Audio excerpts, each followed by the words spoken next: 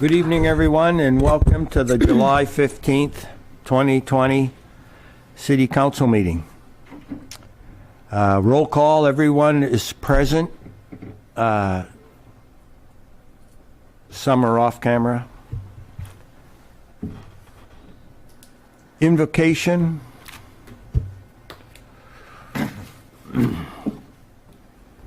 We pray for our country at all times, that all citizens are safe, healthy, and happy. We pray for the wisdom of all those who guide and govern. Help this government body in every situation to know and to do things that are right and just, with soundness of judgment in making vital decisions. We pray for the peacemakers, that the holy life-giving spirit may ever dwell in their hearts, and that the barriers of fear, suspicion, and hatred may fall. This we pray to the Holy Father. Amen. Amen. Thank you very much. Item number 3, Pledge of Allegiance. I pledge allegiance to the flag of the United States of America and to the republic for which it stands, one nation, under God, indivisible, with liberty and justice for all.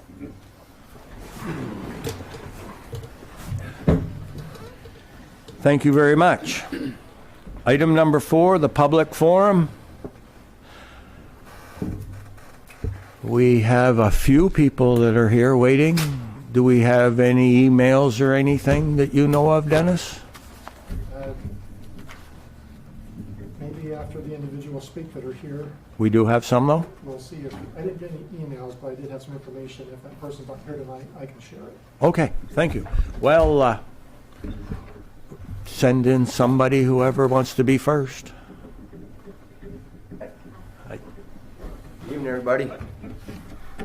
My name's Gary Netto. Where's the code enforcer? I have a question, well, quite a few questions. I'd like to get an answer. We would all like to get an answer. My neighbor moved in. He had all kinds of junk vehicles. And he issued him 2 citations. 1, he wasn't made to clean it up. 2, he paid no fines. Why? Does anybody know why it wasn't pursued? If you could go through your list of questions and then Okay. I'll address them. Do you have them written down by chance? I left him home. Okay. The second question is, when the planning board, do they have authority? Planning board has authority, right? Okay. When they told him they would give him his license and stuff if he did put up the siding, put up the fence, and clean all the garbage out back, which they had a verbal agreement he said he would do. They gave him 90 days, which has not been done as of today. Today hasn't been done. You know, that was actually a verbal contract. And without him doing it within the 90 days, didn't he void? Wasn't that contract voided?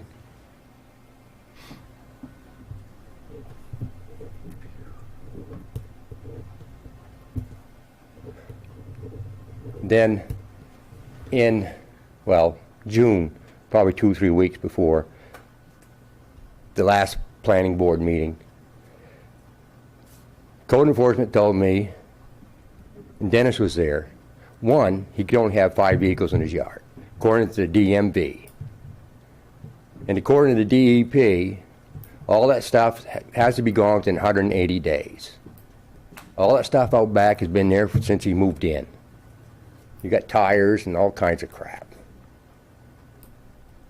And he said he'd sent him a letter that he had to comply before the planning board meeting, or else he wouldn't get renewed.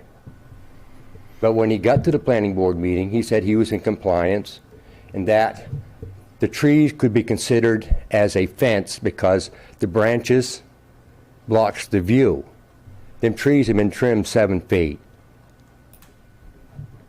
And we were under the understanding it wasn't just put a fence on one side. fence on the other side too.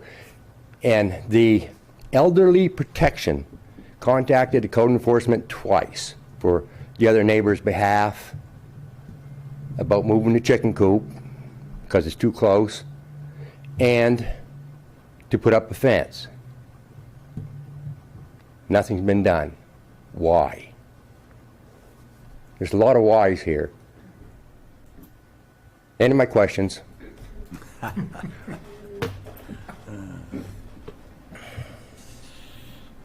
Dennis, would you like to Okay.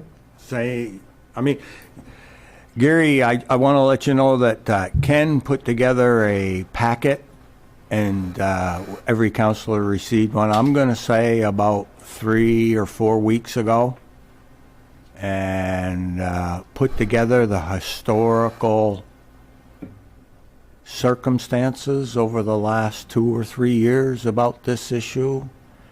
And some of the issues were addressed, some weren't.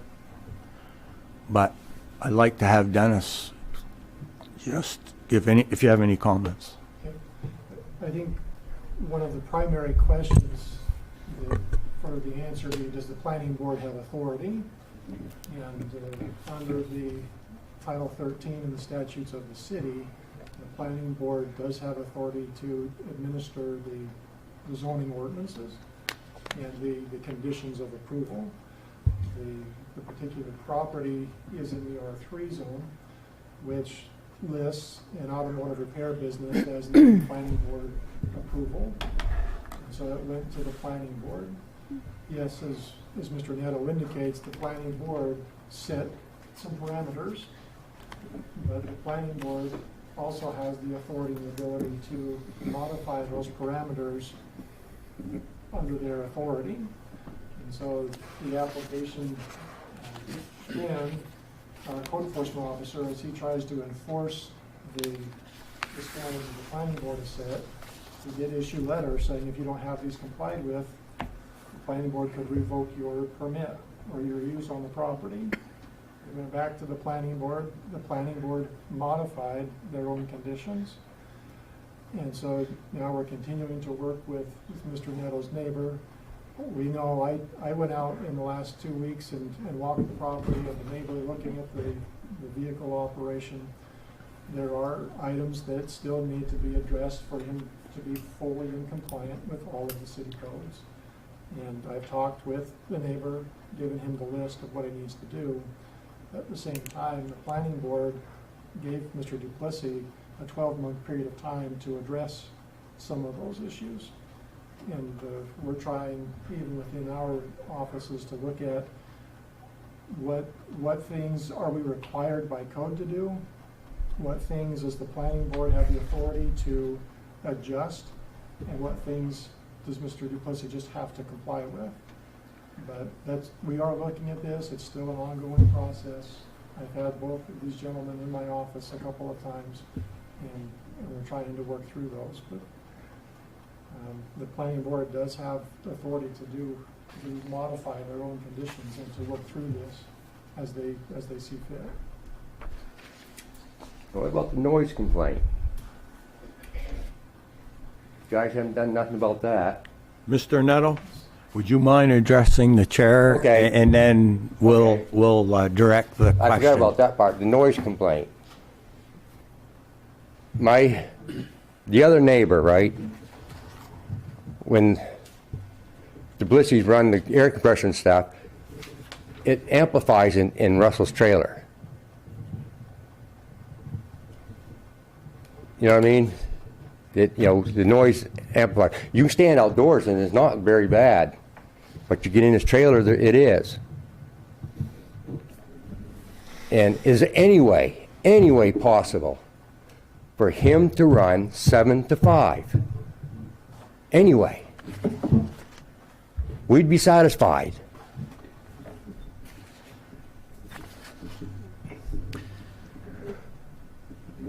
Is that it? That's it. Is that your questions? Okay. Yeah. No. I just want to make sure. We have a volunteer group of men and women and they graciously agree to serve on the planning board. Volunteer. I know. There's no compensation here, and we thank them very much for doing it.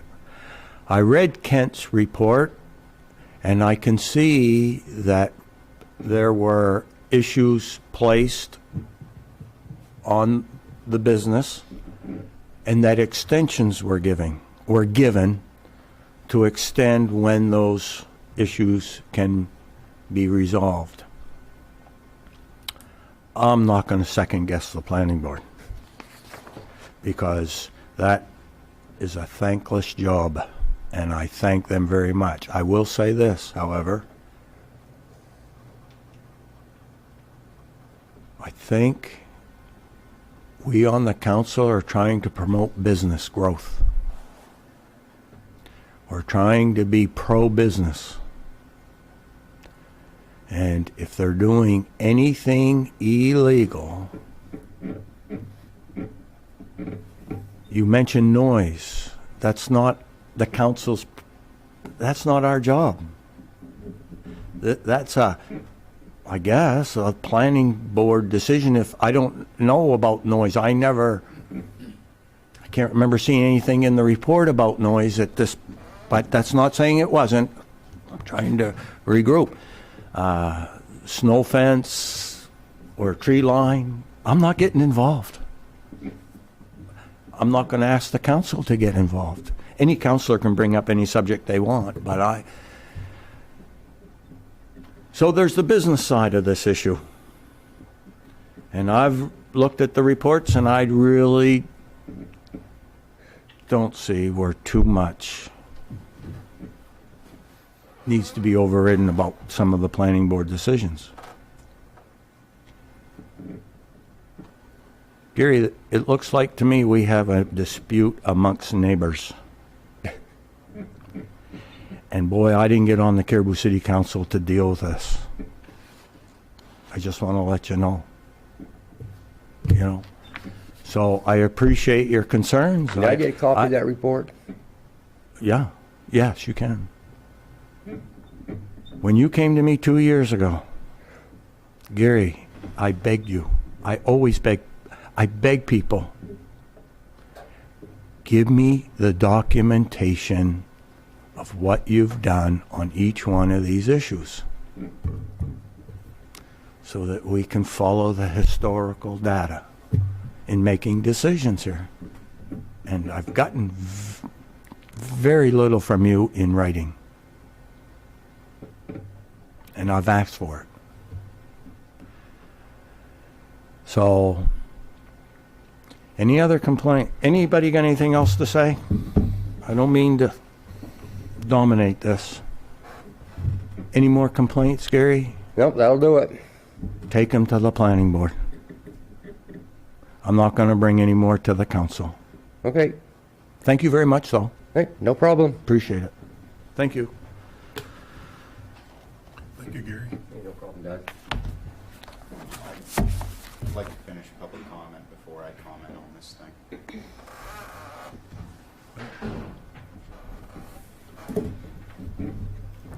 Would you like to say anything, Mr. Duplessis? Okay. Say too much. Okay. Well, is there somebody else that would like to speak? Do we have to stay now, or can we leave? Or is this a, Is it done, or do we have to stay until our number? Did you want to say anything? Well, then I think it's done.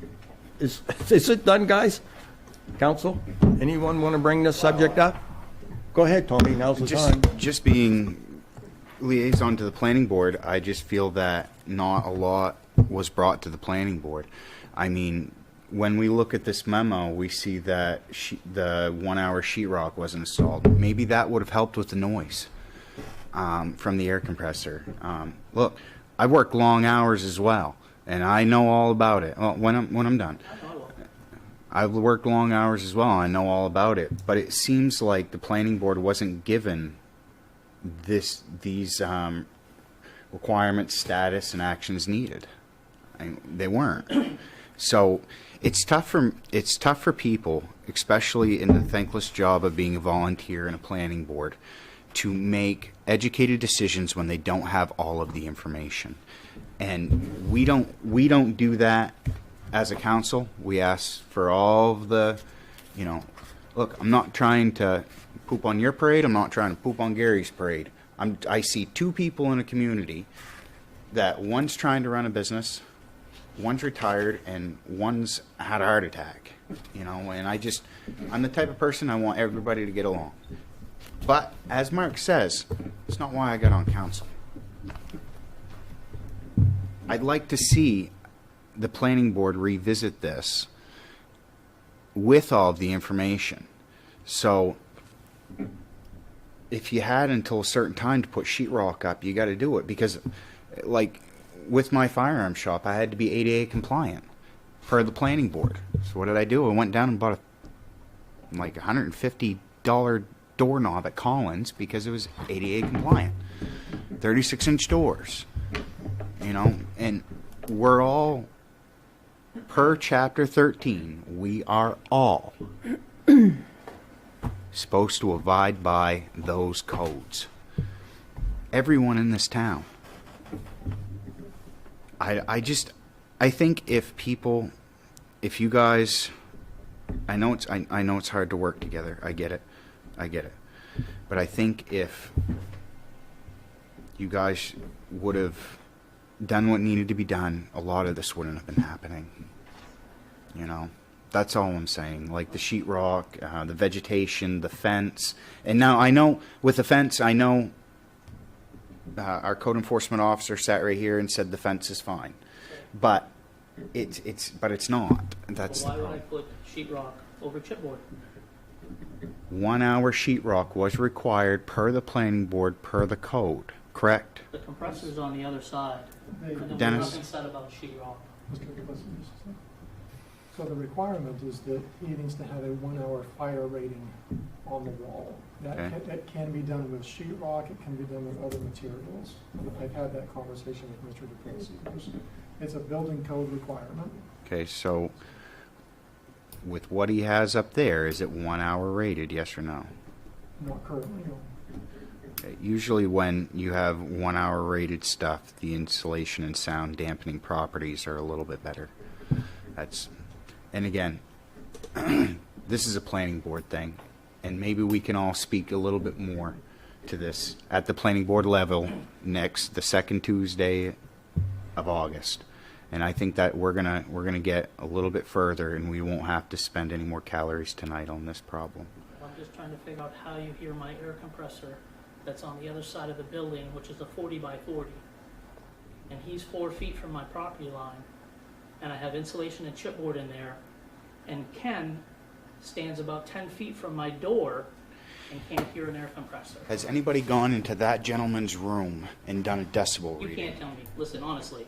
That I'm place not going to have is this 20 some odd. conversation. Yeah, I know you don't want to.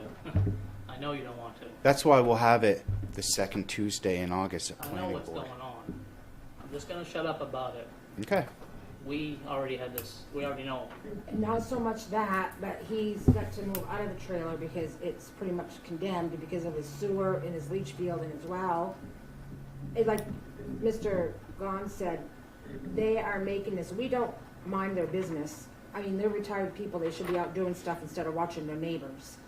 We don't complain that Russell has stuff down in his trees. Have you heard us complain about that? No. We don't call the police because he's got stuff down in his trees. Or he blows stuff on our lawn. We get all the calls on us. But he's got to move his trailer, but they've made this a personal problem, a neighborly problem. It's not your guys' problem. And it's wasting the They've time. done this. We haven't done this. They've done it. So you can hear it. You can't hear it outside, but you can go in his trailer and hear it. Doesn't make That sense. doesn't make sense. That's what Mr. Neto just said. You can hear it outside, but you go in his trailer and you can hear it. Like Toby said, 40 feet I can't away. imagine it vibrating into his house.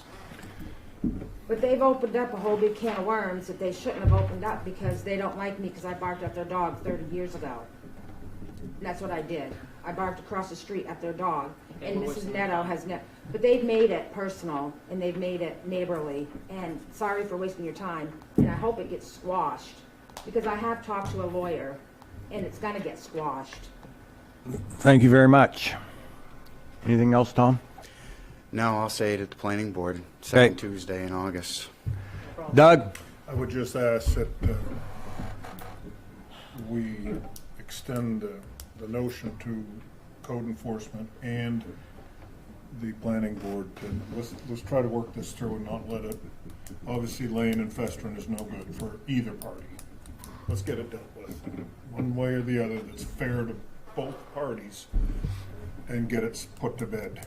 I think the longer it goes, it's just festering. It's going out I'd like back to for see no it reason. that's their department, it's in their wheelhouse, have at her, let's get her done. Thank you. Okay. Next, for public forum person, please.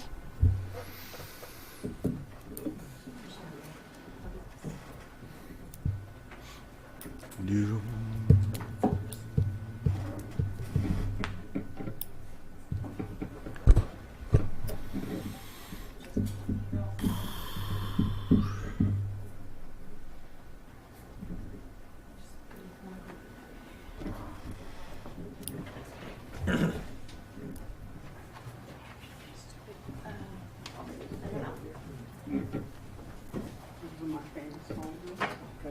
And this is a letter from that she wrote. You wanna read that?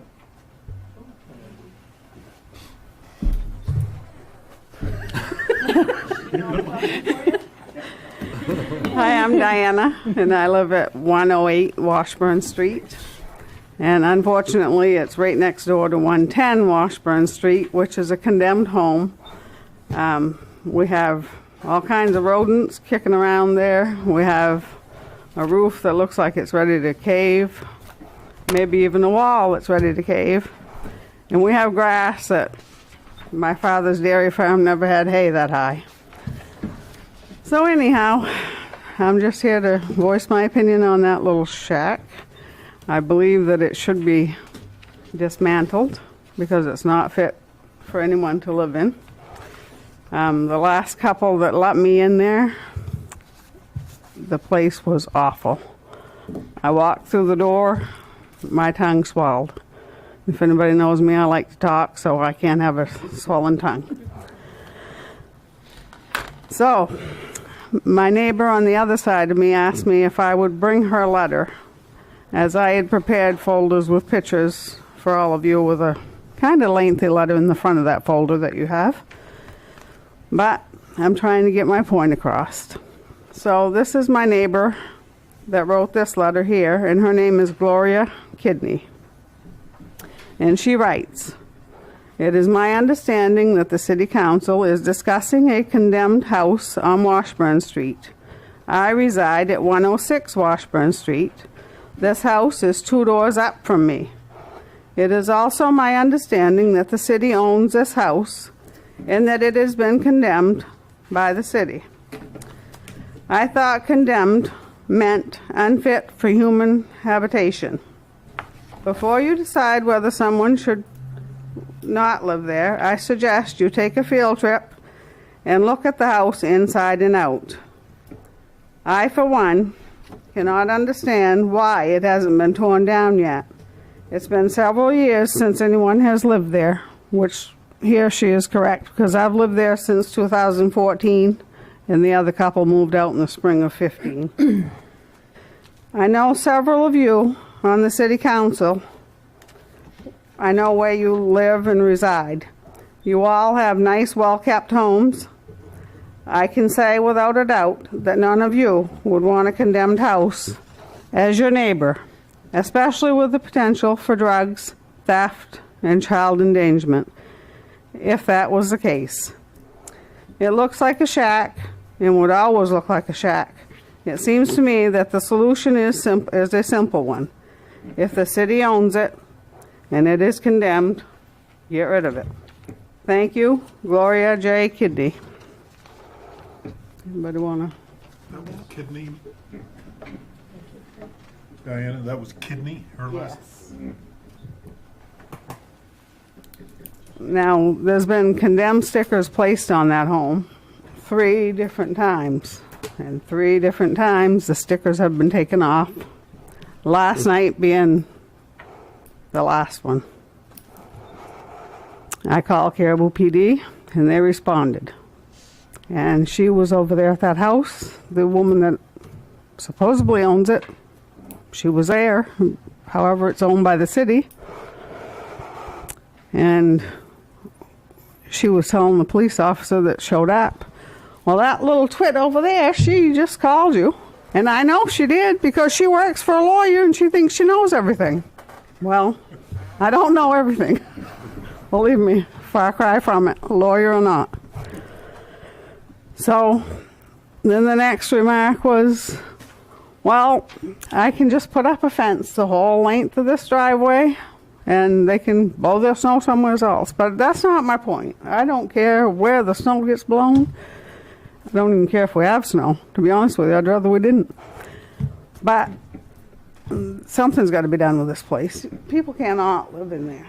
I would encourage you to really think twice and go for a walk through that little hacienda, is what Galen would call it, because it's not a very nice home. And I wouldn't even call it a home. So that's all I have. Thank you, Diane. Any questions? This is coming up later on the agenda. You welcome. Thank you, Diane. Thanks, Sam.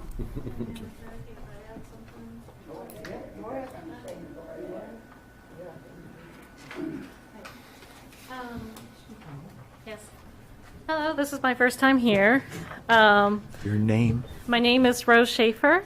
I live at 112 Washburn Street, right next to 110 Washburn Street. And the concern that my husband and I have about the house next door is we're concerned that it may become a fire hazard because there are wires connected to the house, but where it's connected to is all rusted out. So that's our concern, is becoming a fire hazard. I do have pictures on my phone.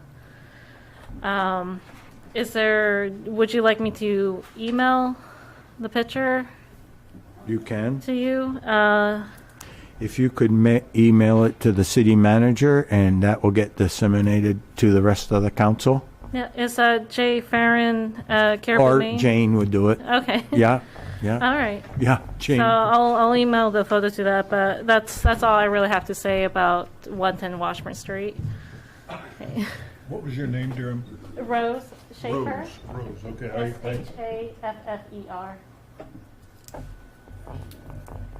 Okay. Thank you. Thank you. Thank you very much. Thank you. Good evening. Good evening. My name is Galen West. I live at 108 Washburn Street.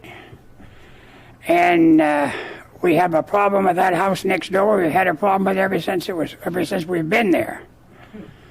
And it's not fit to live in. It's not fit for a person to live in, let alone kids or anybody else. There was one family that lived in there before we moved in where we lived, and the little girl got lead poisoning out of it. So they moved out. McBride's was the guy's name. And she keeps coming up and driving in there thinking that she could rent that out to anybody. And really, she can't, as far as I'm concerned, because it's illegal to even have her be in the driveway. And I'm just sick of it. That's all. I'm sick of it. The building should be torn down because it's not fit for anybody to live in. Now, for the last year and a half, she's used it for a storage shed. So you can imagine what it must be like inside of there right now. But that would be a good idea if you folks would. I don't care if you go up one at a time or three at a time. But then look on the inside of it. Just look at the inside of it. I think it's not fit to live in at all. Not fit to live in at all. Furthermore, if I owned it and I thought so much about it, I would do my best to fix it up so somebody could live in it. But the fire chief has been in there. He's seen the walls are soft and everything else. They're not, strong or anything for anything to be livable. So I think, oh yeah, that's another thing.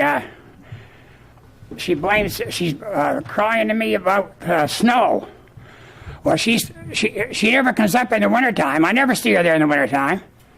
So I keep the driveway cleaned out in case of fire. A truck could get in there or something. But she said it was all right to blow the snow. Well, I'm not gonna blow the snow and shovel her a path in there. If she wants to go in, she can use the path. She can shovel her own path. I'm not gonna do it. And she's complaining about that. So if she wants to put a fence up between us, I don't care. But I don't think the building's worth keep putting the fence around up there. So I'm just fed up with it all, and I hope that the town will see what I'm talking about, what we're all talking about, because it's just not fit for people. I wouldn't even think about putting my grandchildren in there. Last night she brings her grandson up there because she's going to give it to him. Well, you can give it to him all she wants. It ain't fit to live in. Last week, Maine Public Service, or whatever their name is now, they stopped by. They were going to put power in there. The guy got out of his truck and he started to walk over to me, and he says to me, is anybody in there that could verify the... I said, you can't put power in there. I said, that's been condemned now for 4 or 5 years. And I said, every time they condemn it, they keep tearing the sticker off in it. Well, it's illegal to tear the sticker off in that. But nothing's been done to her about it. That I can see anyway. You'd think she'd quit tearing them off after a while. Last night she went in there and tore the sticker off to get inside last night. She didn't have to do that. She doesn't belong there. So I think that something ought to be done about it myself. I really do. I think it's time that, the town does something with it. And the only thing you're going to do with that is tear it down. That's all I have to say. Well, thank you. Okay, you're welcome, sir. It's very important what you said. Thank you very much. Thank you I very have one much. question before. Oh, I'm sorry. When you're referencing she, is it the owner or? Right there. Right here. Right there. Owner or? I guess she's the owner. I don't know what she is. I don't know if she owns it or not. The town owns it right now. Are we? Huh? Prior owner. Prior owner, okay, thank you. Thanks. Okay? Thank you very much. Thank you. Yeah. Anybody else wish to speak? Yes, ma'am. Right? She can go next. That's a girl. Okay, I'm the lady next door. And yes, I am fixing the house. Your name, just state Priscilla your name. Glass. Pardon? Priscilla Glass. Silla. Yeah. Okay. And yes, I am getting to fix it up. I just put a hot water heater in it last week. And yes, I did given it to my grandson. It's my first, well, not my first, but my second born grandson. And he's getting married next year, and I told him it'd be a good little starter home. I lived in it for 2 years. I pulled the gas furnace out of it. I got a Miller furnace I'm putting in it. And yes, I am tearing the shed down for my neighbors. I don't care. It does need to be tore down. And yes, I'm putting a roof on it. It's just a matter of time getting people together. This year, I'm going to have it done. And it is livable. It's insulated. I lived in it. My son lived in it. And my daughter lived in it. It's livable. My neighbors would love to have my land. And I'm trying to keep this in my family. I inherited this when I moved back here in 2010. I didn't get it until 2012. But it is livable. I put a gas furnace in there. I took it out. Gas heater. They told me that ain't good enough. So I got a kerosene furnace and 2 kerosene drums. And there is a basement. It's a dirt basement, but it's cement around it. And that's, if my neighbors wouldn't be peeking in my windows, they wouldn't know what was there. But there's the pictures that I have is from 2010. I got them thanks to my neighbors like a week ago. And these are pictures taken back in 2010. I didn't live in there at that time, or I did. But with the pictures that was taken, it's got food and everything all over the table. That was not when I lived in it. And it's been empty, yes. I use it right now for storage because I got no place to put some of my other stuff and my daughter's stuff. So I complained for the last couple of years. I've been trying to get the taxes all caught up. I paid a little bit and a little bit, but they've had 5 months to go in there and take it. I did come to the meeting because I didn't know anything about it. They told me the other day that nobody could come to this meeting. So that's what the officer told me. And so I'm here because I know it's on YouTube, because my daughter got it. So I came down. Sorry that I was late. But that's all I got to say. I did pay the taxes on it on June 30th. I paid it up to par. Carl said he didn't think I'd have a problem. So I don't know. I know they like to be tore down. This is like I said, this is my grandson, and he's getting married. They got no little kids. Thank God, not yet. But yes, I'd like for them to have it. And like the taxes are paid for this year and everything. So, and that's it. That's all I get to say. Thank you. Well, thank you, ma'am. Yeah. Thank you. You want to say anything? Oh, yes. This is my daughter. I've been listening online. Give them the names. My name's Michelle Grant. First of all, they don't know what we've done on the inside of that house. We have redone the walls. We have redone the addition and everything else in compliance of everything that you guys have asked us to do. These pictures you have is in 2010 or 2000. Yeah, 2010. It is now 2020. We have put a lot of money into it. The roof has been inspected. You guys should have an inspection from it. We've had it inspected for safety and everything. As far as the neighbors, they have been A nuisance. a pain in my butt. I was trying to think of a nice way to put it. My mom added my name for when if you guys return it to us. We've already paid all the taxes. Yes, it is going to my son. That is our intentions. We are all going to fix it up together. It'll be his first home. We want to keep it in the family. Holy cow, I can't breathe with this thing. And no, I didn't get permission for them to put the snow in my driveway. It didn't go in my driveway. We don't go It there. went into my house. We don't go there during the winter because the snow is piled right up to the friggin' windows. There's no way in heck we can get in there. No way we can maintain it if we can't get in it. Let's see, what else is there? She can be mouthy, I'm a lot mouthier. So I'm trying to put everything as nice as I can, okay? I'm trying. It was given to us by, she got it from Carla. Carla's been a longtime family friend. Okay? She's no longer here. It has become our family heirloom to continue on. If we didn't care about it, we wouldn't have already redid all the walls. We've put 3 furnaces in there, been denied all 3 times. We are now going to try to install another furnace in there. We are trying to do everything in compliance to keep this home and keep it in the family. The neighbors, they want to burn it down, tear it down, everything else. They want the property. Even if the house is gone and it's in our name, I don't care. I'll plant a tent on that property. I think that's everything. Thank you very much. Thank you. If you have time and you want to type up your factual, historical stuff of what you've done to this property, please feel free to email Jane.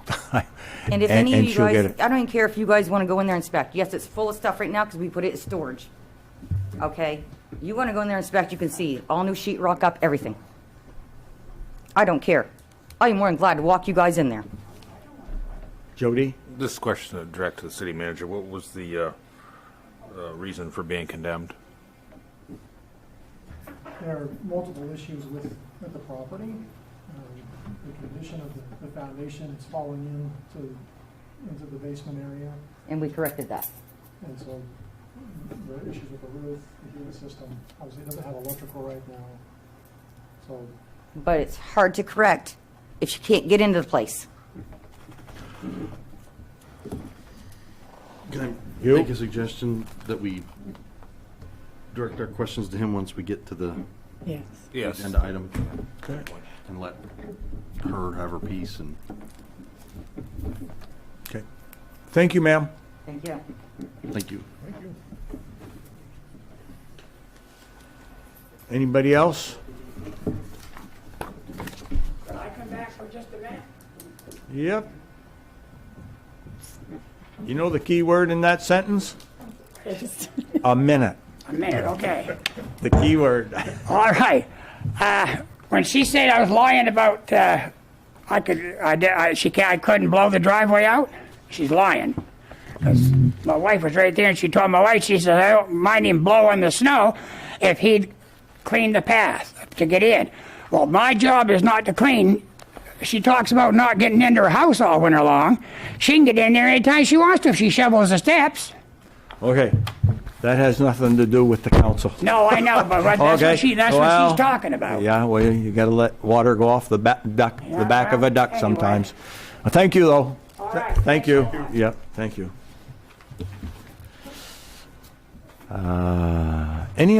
Anybody else want to speak? Do we dare go out?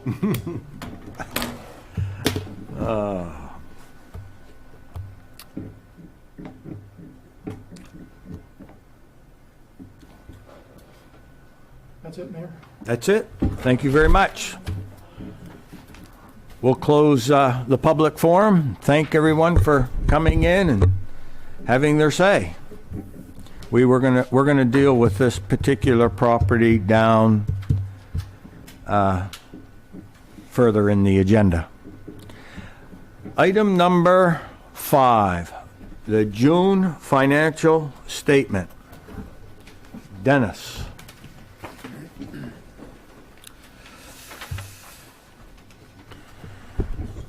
I'm going to come to the podium just because I don't have a mic at my table tonight.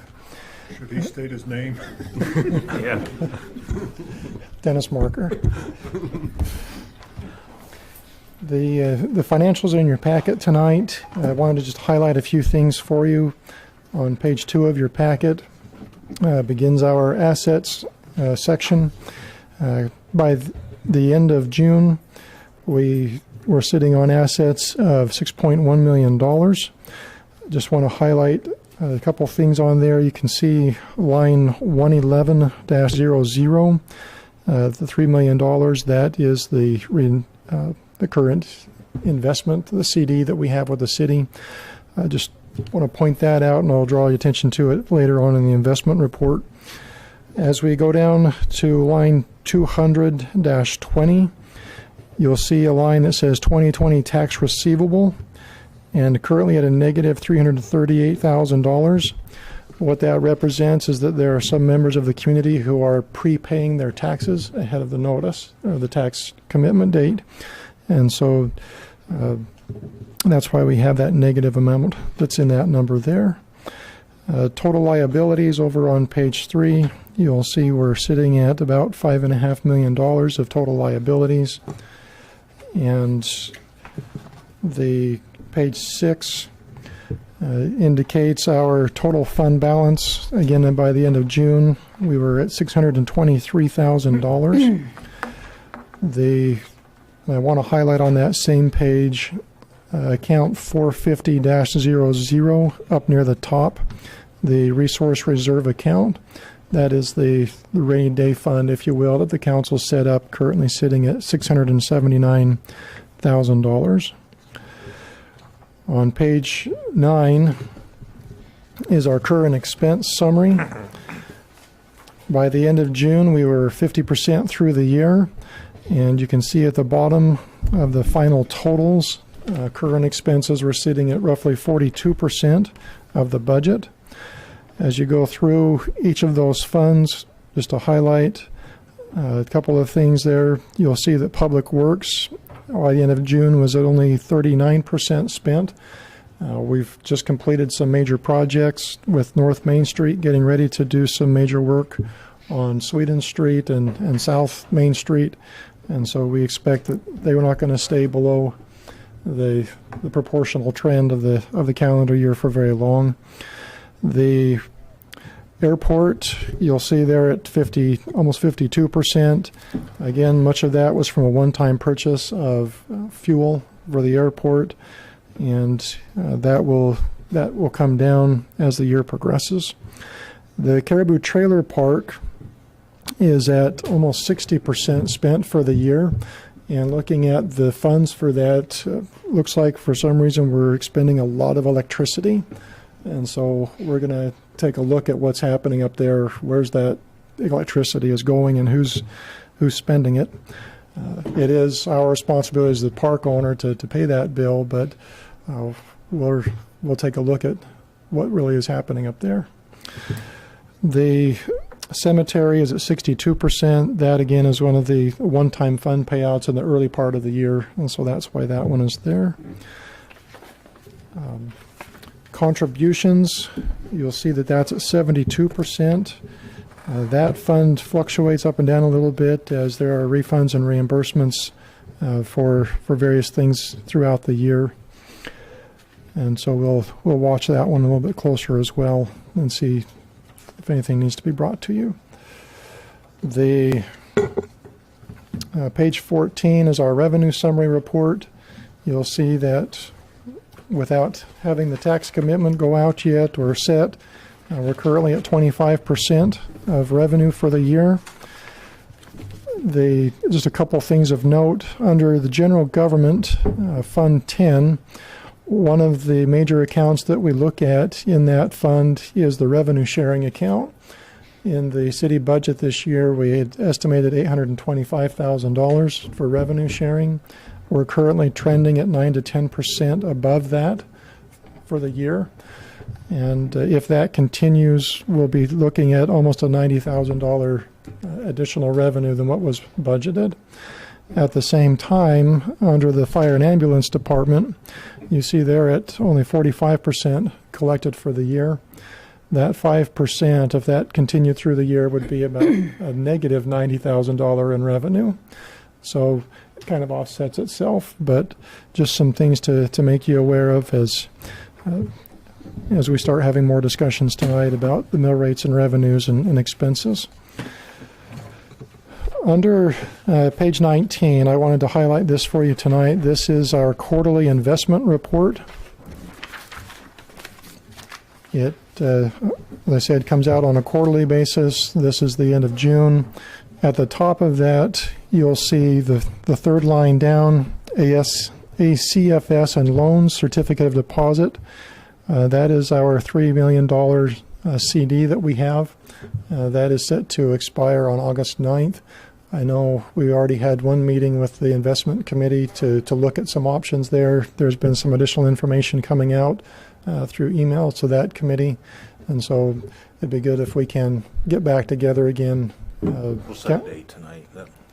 Councilor Smith is the chair of that council committee, so maybe we can set a meeting up and continue to work through that and how we want to reinvest those funds. And so just want to bring that to your attention tonight. Okay. Any questions on the financials?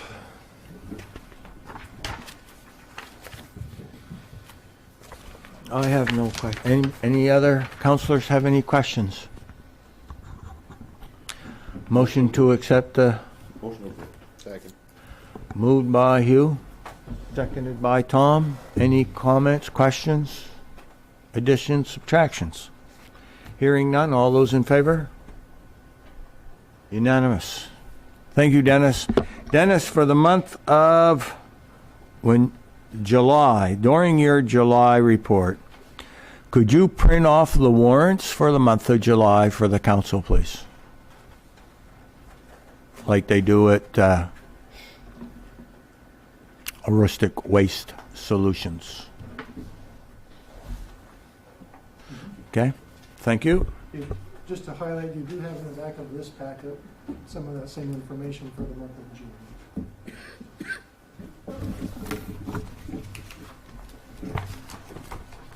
As an information piece, You have the warrants? summary of the expenses. Okay. Oh, I see, yeah, okay. But but you know what I mean by the warrants that the Tri-Community does. Okay, thank you.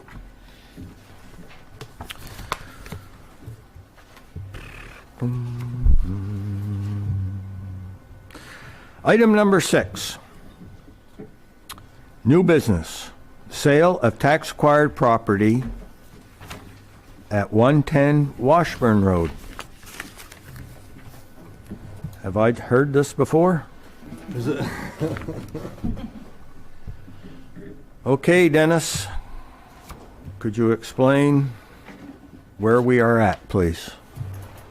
With 110. Councilors, this property was tax acquired last year for taxes owed totaling $1,621.55. The property was on our public bid list that went out in May. We received no bids for the property. There have been many code violations relative to the property as far as the building codes. As has been mentioned already in the public forum, the property has been stickered 3 times, not suitable for habitation. We do have a report from Criterion Brown outlining many of the issues. Again, has been talked about: the roof structure, the foundation, the inside of the home, power, and so on. And the prior owner has submitted a check, as is when it was indicated, for all the taxes that have been owed, plus the estimated taxes for 2020.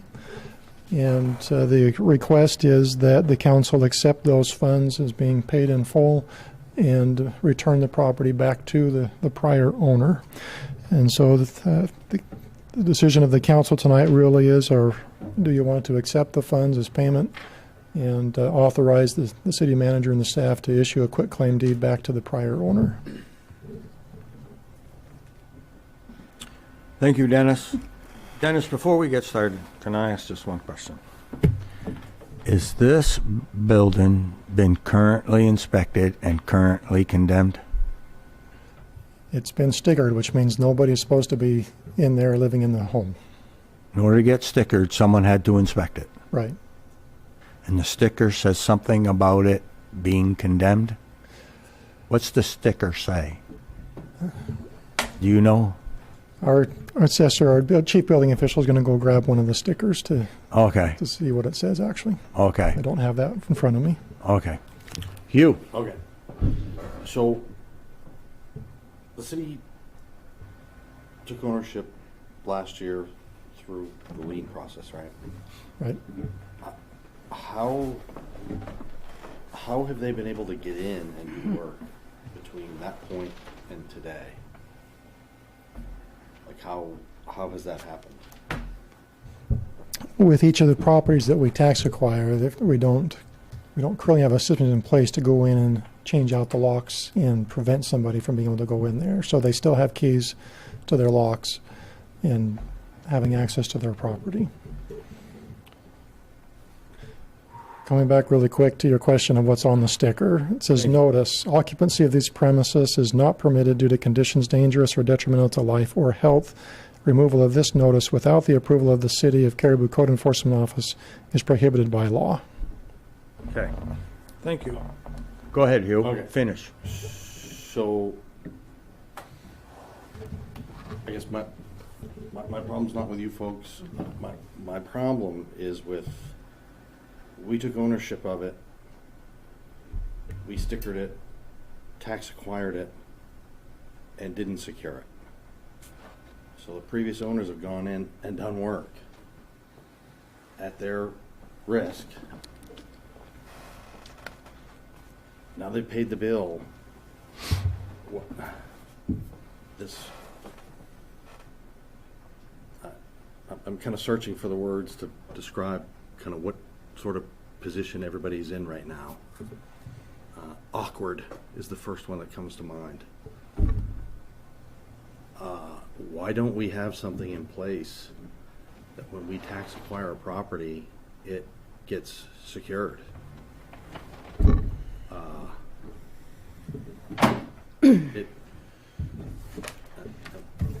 I alone here? Is everybody? No, you.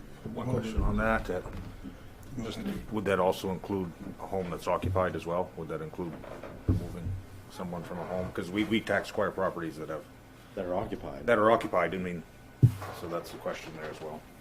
Right, and the process we have to go through with that is basically going through eviction processes, working through the attorneys to send notices and get people out, right?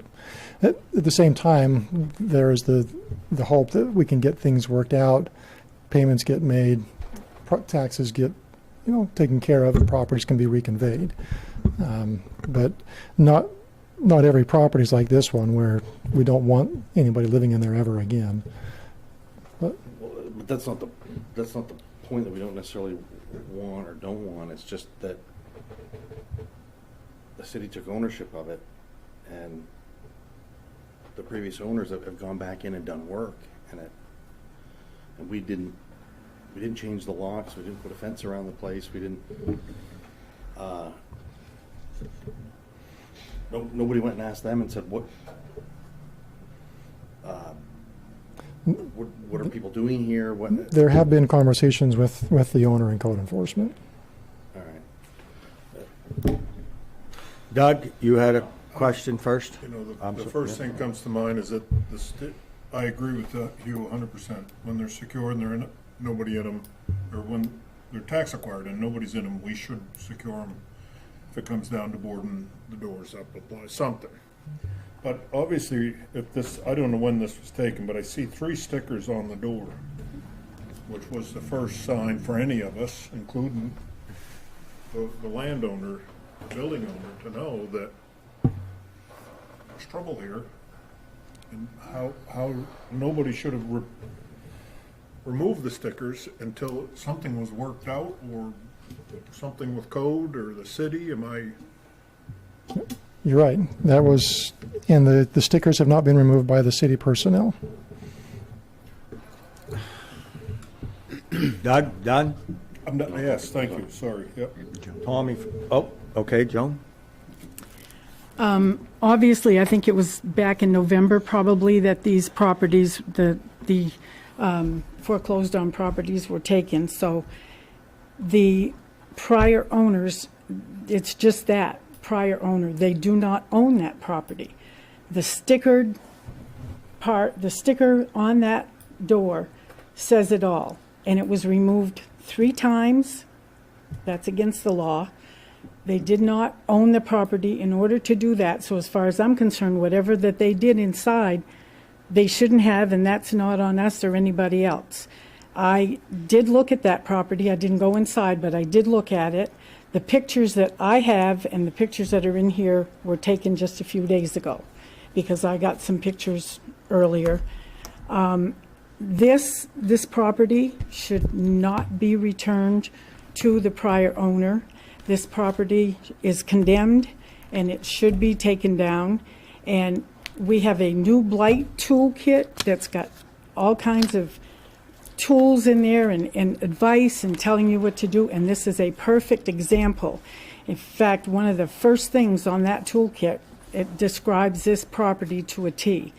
And personally, I think that if we allow this to go back to the prior owner, it would make a mockery of the whole toolkit that everybody has used, because this is exactly what we're trying to take care of. And I don't believe that that should be given back. It's not fair to the people that live there and have nice homes. It's dangerous. It just shouldn't. It should no longer be there. And I think that they've had ample notice of that. So. Nicole? Well, 2 things. One, if it's been violated multiple times, there should be some ramifications for that, because we can't set a precedence that people can occupy uninhabitable buildings or go in them, because obviously that could cause an issue if we have people squatting or going into other buildings that are non-authorized. And my second question, I guess, would be, is if we did accept the tax payment, would it be feasible to put in a timeline plan to make the building meet code requirements and not be a blight concern for our community, like as we would if somebody else were to buy that property as well? We would have expectations in place. So, Tom's, I've been going around Tom here. That's fine. Okay. I understand the sentiments of both of you as well, because we have this blight toolkit, but we were just told that that's a planning board issue. You know, we really don't have any jurisdiction as far as that. You have the Do we? full control of ownership currently. Okay, so we have okay. if we sold it to someone else, we would expect them to do something. Correct. So, and this isn't against you, this has been my deal for the past year and a half. If we have code enforcement, if we have all the regulatory compliance people, why are we allowing people to go into condemned buildings? No one stopped you, so I can't blame you. You know, it's what it is. What it is, it comes right back to the building down that's the Ontario building that Shane's got all that equipment in. We own it now. It sits on DOT land. Something happens in that building, well, we assume all the liability because it's our building with somebody else's property in it, owned by Maine Department of Transportation. We've really got to work on cutting the liability out on the city side. I mean, it's to the point where we come in here every single meeting and hear about something different, and it's got to come to a head. We've got to stop this. I've been miffed on this thing for the past 4 or 5 days, trying to figure out what the right course of action. Guys, you shouldn't have gone in there, but you did. No one stopped you. I mean, we have this blight toolkit that we're trying to take care of blight in this town, and well, that's under those definitions, that's a blighted building. I haven't seen the work you've done. I'm sure it's great work, but yet you went into a condemned building, and somebody should have told you you can't go in, but no one did. Well, Yeah, the sticker. Okay. Clearly, the sticker. Okay, so who's you will, who's but you enforcing wait. it? Who's policing it? Because the neighbors obviously saw somebody come in, and they said they've been talking with code enforcement. We don't have security cameras on the buildings. Well, no, but they've been talking. Ma'am, they've been talking to code enforcement, haven't they? The neighbors? No, the Previous owner. previous owner has been talking to code enforcement. So somebody in the city knows that they're going in there, right? And Ken's been working with the police to address the stickers being taken off the doors. Okay. I'm trying to formulate a timeline in my head. And I'm sorry to all parties involved, but I can't listen to your timeline. I have to listen to his timeline. Because that's the way the chain of command goes. It goes council, city manager, department heads. And that's how we make functional meetings. And that's what our mayor, his philosophy is, and I share that philosophy. And it seems like we don't have a complete timeline. So, and maybe we do. But what Joan says, what I'm hearing is that the previous owners have been taking off the condemned sticker. Is that yes or no? I'm just trying to formulate a timeline. I'm trying to figure it out. Innocent until proven guilty. Okay. So we still have a little bit to go on this, I feel. I don't know. You. Or, he can weigh in first. Well, I just was gonna ask, I Jody. mean, we're talking about this condemning. I mean, this went out to bid. Would we be having the same problem? Someone come in and offered us $1,500 for minimum bid? Was that put out, that this was condemned property in the bid, or maybe it shouldn't have been put out to bid? Would be my question. Because we're all talking about this condemning that's non-livable. If somebody else bought this and this bid come across, when we get a list of them, and say, yeah, we'll accept these bids for these city-owned properties, would we be discussing the fact that it was condemned and what those criterias are, whether it has to be knocked down in a time frame or brought up to code in the time frame, as Nicole had said? So those are just some questions there. You. Couple things. I don't think we should vote on this tonight. I think we should let him put a timeline together so we kind of understand the, circumstances a little bit better. Right now, I'm kind of leaning towards what Nicole said.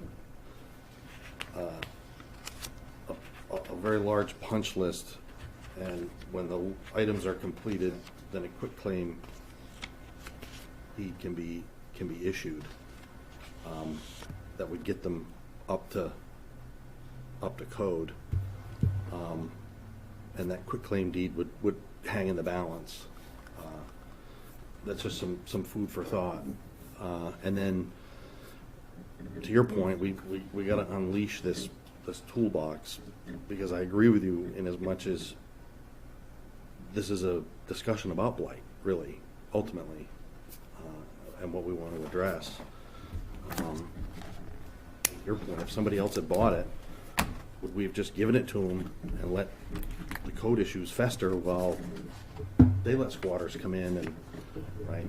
So in other words, if we're going to put it out to bid and it's condemned, I mean, shouldn't that go with a punch list of things to get it up to code, or we'll give you a quick claim after you tear the building down? I mean, there's a lot of questions here, and it kind of goes back to when we lien a property and we get to that 30 to 45 days before we automatically foreclose, what's the plan?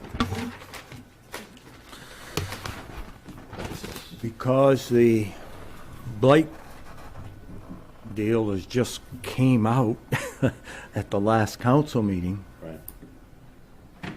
One of the stipulations in it is no occupancy certificate is supposed to be passed out until all code deals are dealt with. It says it right there. Yeah. Now, because it just came out, and because this is probably the first case that's hit our desk since the new communications, implementations, things got a little messed up. Because obviously it's been going on for a year. Right. So, but this is a prime example of how the blight toolkit can be utilized. I guess I would also go along with your comment is maybe we should just not vote on this tonight. You often hear me say, every once in a while, you got to back up. Maybe this is one of these cases where code needs to sit down with any potential buyer. Yes. And say, and yes, it probably wasn't, once again, it's all new. We're trying to work through the thing and say, okay, here's what's going to happen to this property before this city is going to issue an occupancy certificate. I hope I got that word right. Whatever they call it.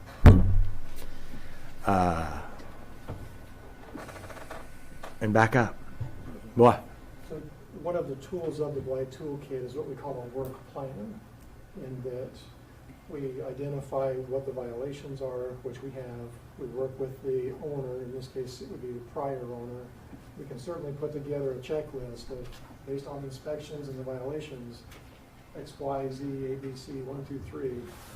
This all has to be addressed before you can let somebody live in that house again. I think we can put that together. before the next city council meeting, if that's what you'd like us to do. Doug? Which is all fine and well. All this, and I'm just throwing food for thought here, that you have, I'm just gonna say people respectively, in a building that is owned now by the city. How, and they're in doing work, who's insuring, who's liable? How do we cut that can of worms that, God forbid, anybody got hurt or a fire started or lost, I mean, how that all plays out? Because it's in our, it's owned by the city now. And I think that's an important part of what should be in the discussion forward. Thank you. I'm gonna, I think really we need to make it very clear and do that tonight. There is not to be anybody in that house Absolutely. until those things get resolved. If we come up with a memorandum of understanding between the city and the prior owner, or however it happens, but there's not to be anybody in that building until we get those answers and something in place to take care of, as you say, these issues of liability and responsibility. And still with, you know, the neighbors also, they have a legitimate complaint, and we've got to, you know, be fair to all parties, right? And anybody can bid on this property with any stipulations that are on it. This has to be done, this has to be done, this has to be done before anyone gets an occupancy rate. Someone might come along and say, I got a plan, let's tear it down, I'll own the land. You know, there's got to be some kind, it's just a new blight tool. Tom? Wasn't the memorandum of understanding already posted on the door? Mm-hmm. Basically. But if the intent is that, as you say, maybe to work something out with the prior owner, and if they get certain things done, then they would get a quick claim deed, then that's a more formal agreement, a more formal separate memorandum of understanding that we would need to have put in place. So everybody knows these are the things you have to have done, these are the timeframes. You accept all responsibility, all liabilities for what you do inside the building until we relinquish title to it. That's a separate document. Joan? This building, I think, has been vacant for what, maybe 5 years, something like that. The taxes were past due. It was foreclosed on. It went out to bid. Nobody bid on it. Personally, I should have gone and looked at these properties, and I'm not going to let that happen again. I'm going to go check every last property, because I think this should have been on the condemned list, not on the bid list. And they did not pay the taxes. They did not try to rebid on it or have somebody rebid. It was just now they wanted it. There's been animals in there. It's a health hazard. I don't think it needs to go any further than this. They've had plenty of time. Other people didn't want to bid on it, obviously, because it was probably too much work as well. And I don't think it needs to, the sticker was on that door. It was very obvious. It does not have a certificate of occupancy anymore. It is a hazard, and it should not be given back. Should not be given back to the prior owner. Did you have something? No. I'm all for the city not being in the real estate business, owning anything we can do to get rid of this property, whether it's turn to the previous owner under the stipulation that they get it to code if they can, or get it torn down. Just take care of this and liquidate it. Any other comments? Nicole? I agree with Joan. However, I also look at it from the city standpoint that this would be very costly for us to resolve as well. I could tell you if I was the neighbor, I would be pretty upset myself. And that's, I think, was where the point is. And I would be very clear, not just to make the codes for occupancy, but things that need to be completed in a time frame established by the city if we were to move forward, regardless of whether they plan to occupy it or not. because they could drag that out for occupancy. But it would be important that those things were put in a very strict timeline. I know we have sold tax-acquired properties before where people haven't followed through and we've reacquired the property. So I think we would have to be very clear and concise on what the expectations would be if that is. But I am in favor of waiting for further information before we make a final decision. Okay. Any other comments, questions from the council? Ladies, this is how this works. You had your say at the beginning. Council's had their say. I will let you come up and make any comments you want to make. Okay? I've gotten in trouble doing this before. Please, go ahead. Feel free. Okay, the first 2 condemned signs we did not take off, just to let you know, okay? The third one, when we talked to Carl, when we paid the taxes and everything else, we asked him, can we enter? He said yes. We did enter, do some work. The sticker, I believe, appeared on Monday.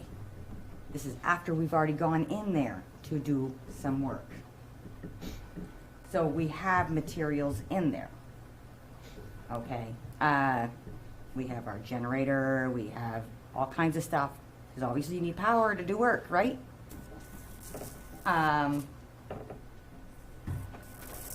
So it says on the sticker, unless prior authorization. I thought my authorization was Carl. So I did take down the sticker with the intentions, mind you, of putting it back on the door. I did not rip it all up. I was very gentle about it to put it back up.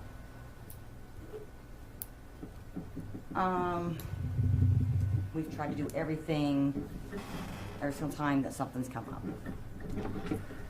I mean, I literally, the pictures where it shows the front, where all the dirt and everything is, was actually an addition of a porch that we turned into, built into the house.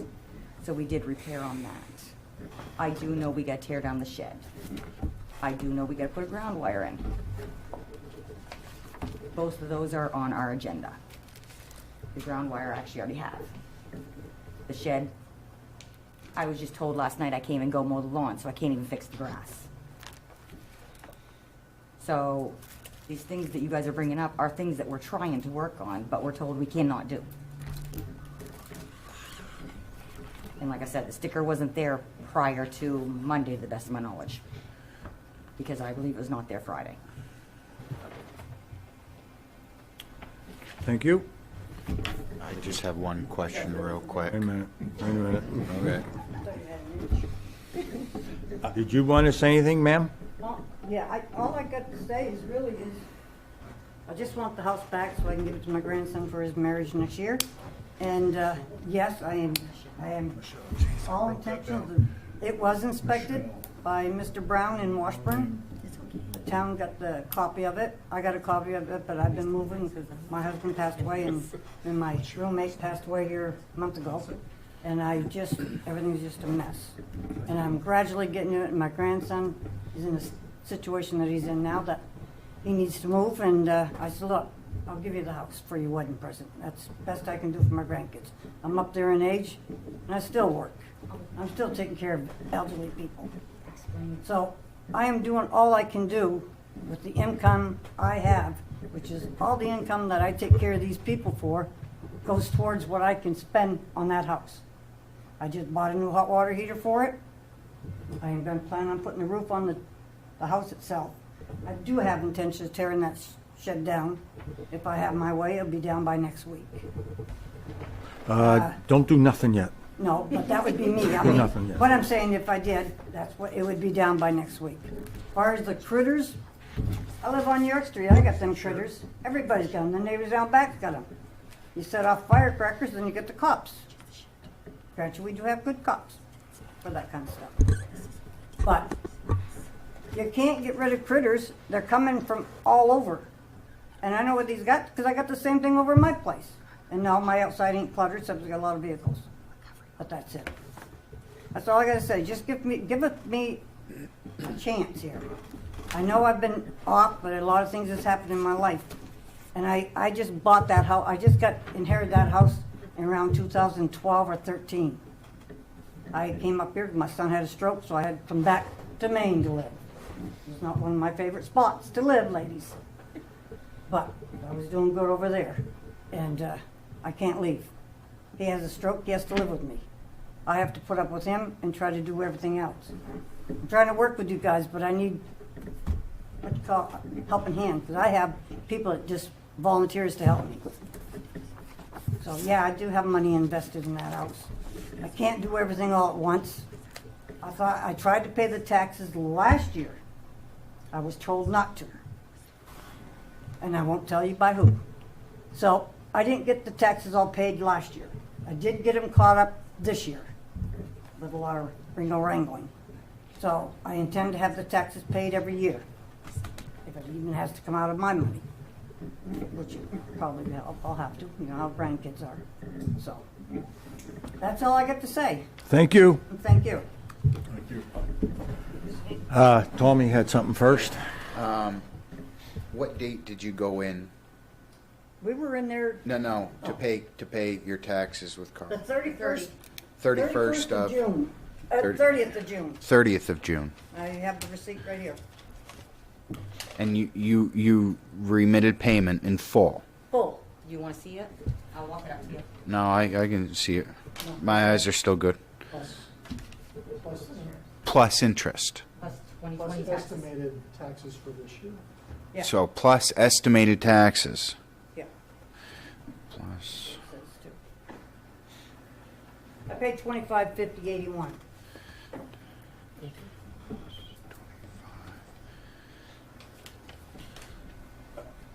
Okay. You? So, this is just a suggestion.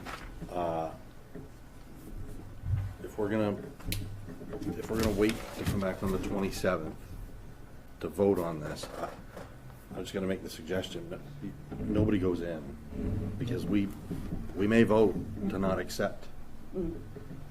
I ask that if you guys vote for us not to get back to the house, will we be able to get our stuff out of there?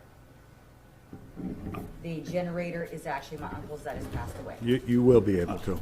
You'll get your stuff out. Yeah, I appreciate that. That'd be- Oh yeah. We'll figure it out.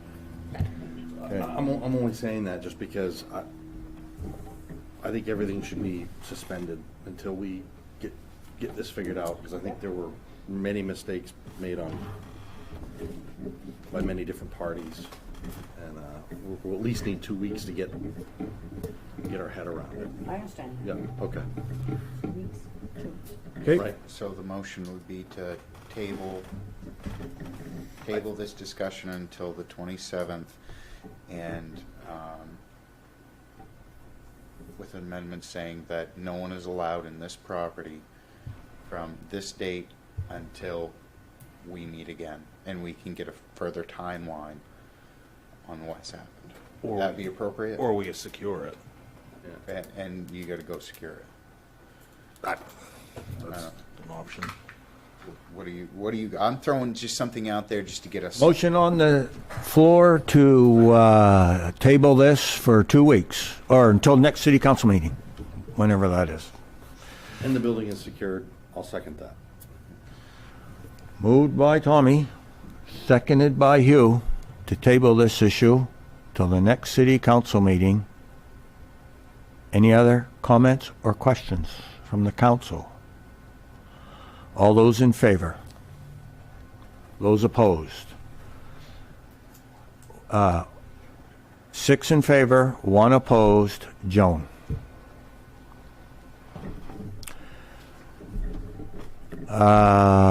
Ladies, call and make an appointment. Who would they make an appointment with?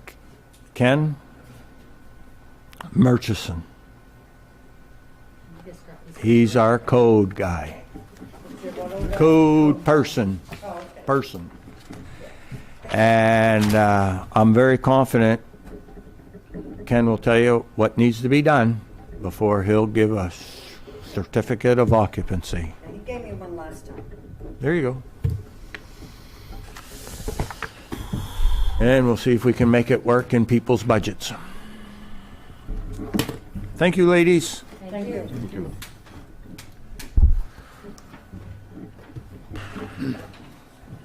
Item number 6B, sale of tax acquired property at 44 Hardison Avenue. Dennis, let's make this one a little easier.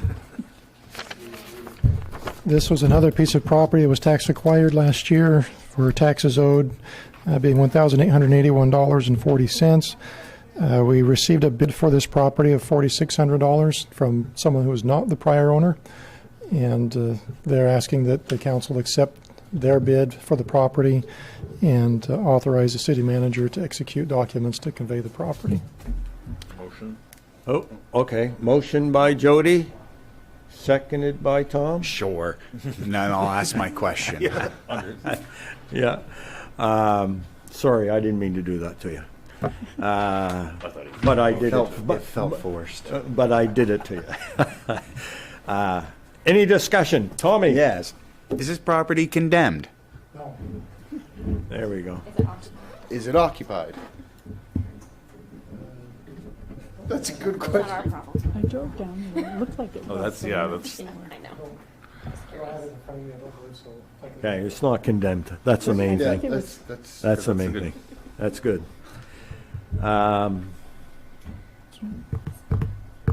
motion. Yeah, you got the motion. What we need. Well, where's you, Bo? Should we wait? Okay. Any other questions or comments? All those in favor? 6 in favor, 1 abstention. Okay? That's easy. Yep. 6C, sale of tax acquired building at 227 Limestone Street. At least we're wrapping them up, cleaning them up. I mean, Councilors, this was another property, again, acquired last year. You may recall a few meetings back, the police department approached the council about maybe using this building for storage. We've since received a bid from Kevin Obar to buy this building for $2,500, which was the minimum bid amount. He's already worked out the arrangements with the state of Maine because it is a building on property owned by the state of Maine.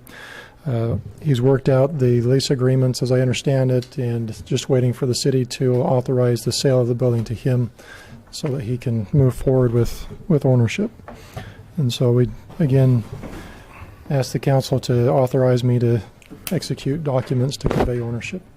Motion to convey ownership for the amount. moved by Jody to accept the offer for 227 Limestone Street. Second. Seconded by Doug. Any other comments or questions? One quick question.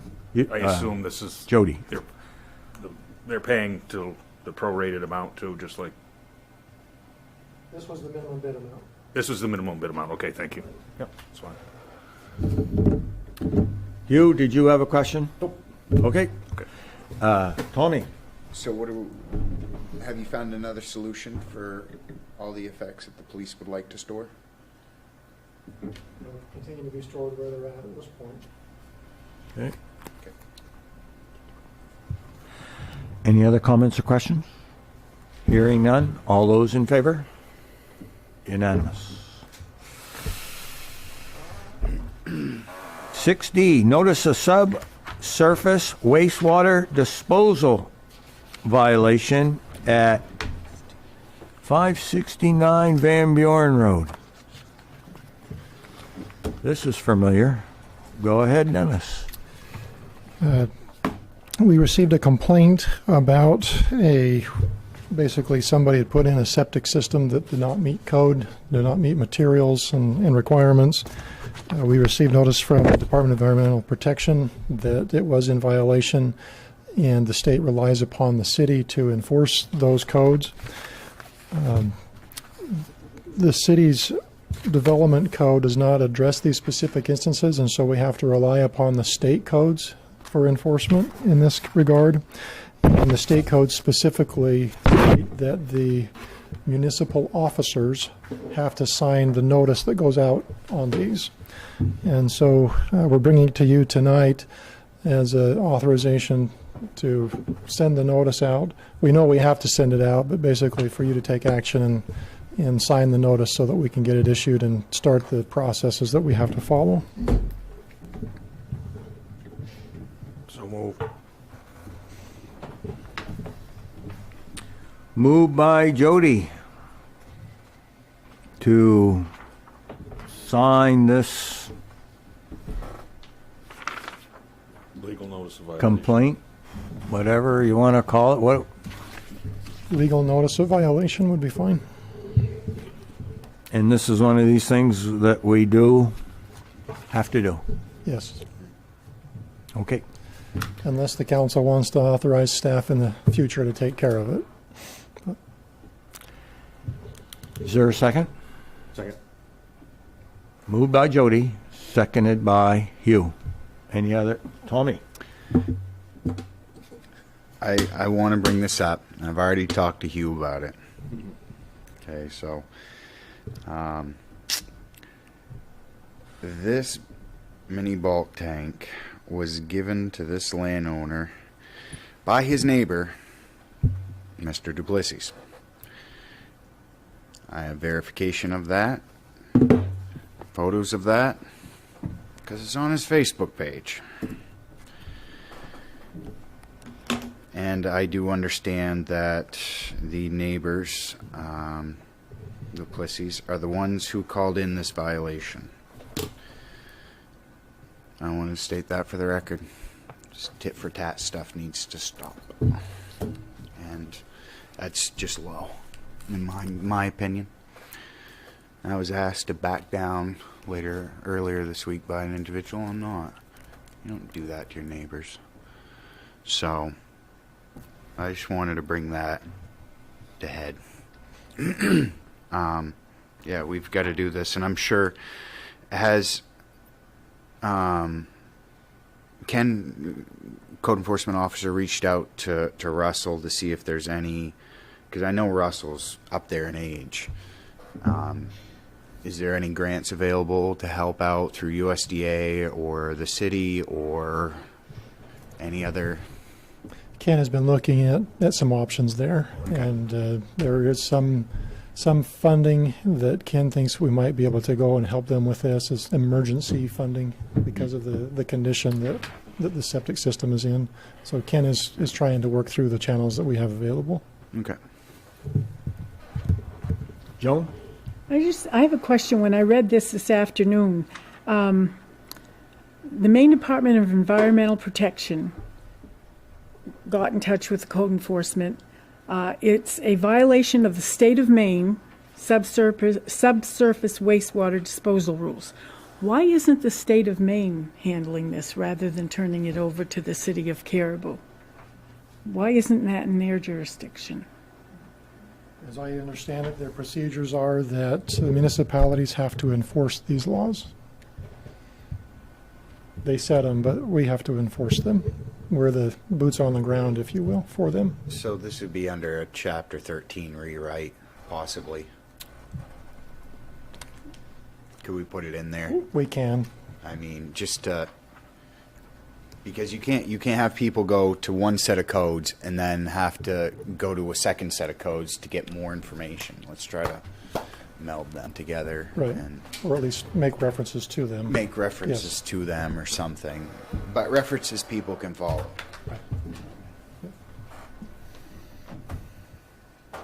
Okay. Yep. Any other questions or comments? Doug? I just, Tom made a comment, the gentleman is up there in age, which I would hope there's something out there to help this fellow out of this predicament that he's in. And I do feel bad for him. But at the end of the day, the rule or the law was broken, and You know, if I'm speeding, I get a speeding ticket. And I've never gotten a speeding ticket that I haven't deserved. And so I apply that same thought process to this. I just don't want to see, you know, if he's an elderly man, thrown to the wolves either. I would hope there's something compassionate we can do to help him in some form or fashion, be it us or a mix of us in the state or something along that line. Thank you. You? ACAP is a program that helps out homeowners. And have the city kind of cut the path for him, knowing that he's elderly, probably not into the computers like we are, and help him along. I spoke to the gal this week that runs the program, so there is something in place that can help him. Yep. Okay. Any other comments or questions? Motion was made by Jody and it was seconded by Hugh. I just had a quick question, and maybe I missed it, but I thought the letter gives him 10 days, and that's if he received it today. I think it says by the 25th of July. Mm-hmm. And then $100 fine per day after. But it also appears that the letter was drafted at the, it was drafted today. I'm sorry, but we were aware of the situation in June. So was he aware of the situation that was going to result in a 10-day notice, or will it be 9 days? The notice requirements are outlined by the state code. Okay. But I'll have Ken double check it. If we need to redate this notice, we can do that on the front, but still have the council sign it on the back. I would ask if we could amend the motion to give him 12 months to... It's a state code requirement. Well, we get it. We can't, and you and I have had this conversation.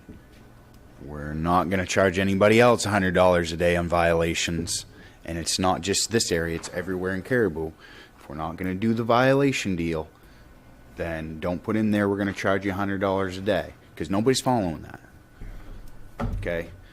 So I'd work with them, set a date that's reasonable.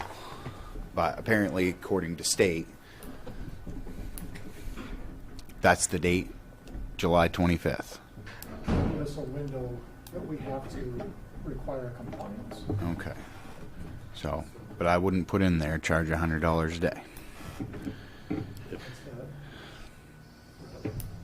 The state said that? That's the potential fine that we can levy if we want to pursue that route. Potential fine. I don't, okay. The intent is to get it taken care of and cleaned up. Okay. Please make sure that, let this gentleman know we're not sending him $100 fines in 10 days or whatever. Are we? We haven't issued the notice of violation. Okay. You know where I mean. Thank you.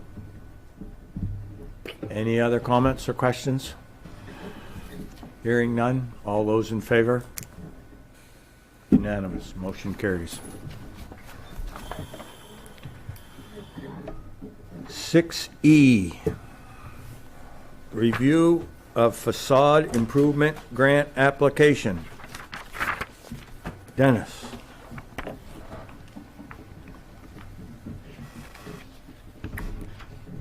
Councilors, we have a facade improvement grant fund and a program that is advertised on the city's website through our economic development portal. And the application for those funds is also available online. The ability for us to use those funds has certain restrictions on it imposed by the state because of the source of those funds, which are tax increment finance funds. But really the city sets the parameters or the guidelines that we're going to follow for issuing funds under this program. And we received 5 applications recently for use of these funds. And included in the packet, you'll see it includes the Par and Grill at 6 Carroll Street, a new business moving into the shopping center at 118 Bennett Drive by the name of Your Journey.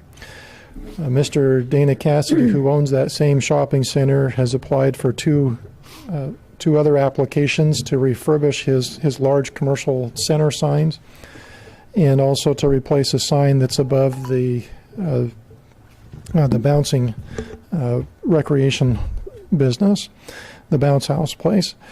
Mr. Dana Cassidy also applied for a grant he recently purchased the Sitel building on Sweden Street and would like to take the Sitel sign off and have new signage installed. So under the grant program that we have, again, we can only use these funds in the downtown TIF district, which eliminates the ability to give any funding to the Bar and Grill for their new sign at their new place of business. The funding has to be applied for by the owner. In the case of Your Journey, they are not the owner of the property, and so they would not be eligible for these funds. Sorry, Dennis, could you repeat the group that's not eligible for the funds?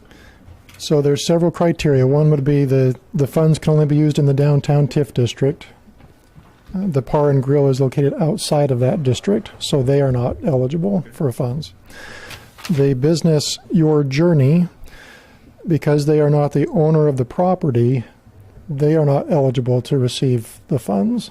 And is that in the strip mall? Yes. And that was Dreams? Your Journey is the name of it. Okay. One of the requirements is that the applicants must be current on all taxes and CUD bills. And as I understand it, Mr. Cassidy was not current on his CUD bills for 118 Bennett Drive, and so he's ineligible to receive funding for those signs and that sign request at that location. The request or the application for changing out the signs on the Sitel building, it is in the downtown TIF district. It is the owner that's making application. All of the CUD bills, as of last week when I asked, were current on that building. And so really that is the only application that we've received that we could consider giving funding to. The application that came in, the sign project totaled $7,748. Under the guidelines of the program, we can give up to 50% of the project or $7,500, whichever is less. And so we could issue a check of $3,874 to Mr. Cassidy for changing out the signs on the Sitel building for his new signs. And so part of bringing this up to the council tonight, first is that so that you are aware, under our program or the guidelines that are published, these applications are reviewed by the city manager and approved by the manager or any committee that I have working with me on it. There's not currently a facade improvement grant committee that reviews these. And so this is more informational for you tonight. Mr. Cassidy's Sitel site meets the criteria. We can issue that grant. But I wanted to bring this up as starting of the discussion of, do we want to look at the criteria for these funds, look at this program a little more closely, and see where we can't maybe utilize other funds as well. I know the Bar and Grill, it's just outside the downtown district. There are other funds that the city could use, maybe in that instance. But again, we'd want to look at creating a framework or a program so that anybody could also apply for those funds and receive those if they desired. So I don't know if council has any questions, or I can. Jody? How much is in our facade grant account? We've been putting money aside each year through the TIF program, because under the TIF program, we can put up to, I believe it was $500,000 into this facade improvement grant. And we've been putting a little bit every year into that program. This year, we put $12,000 in the budget this year for it. And it just we roll that into a facade improvement reserve each year. This is good because I don't remember seeing one of these facade improvement grants for quite some time that I remember, unless that's just... This is the first batch I've seen since I've been here. We have been telling businesses about it. And we've been encouraging businesses to look at some options. I know particularly another business on Sweden Street, the daycare or preschool, Mrs. Jordan's preschool. We've been trying to get an application in from their business for a long time now. And so we're trying to get the word out that there is some funding available to help beautify and enhance the business areas.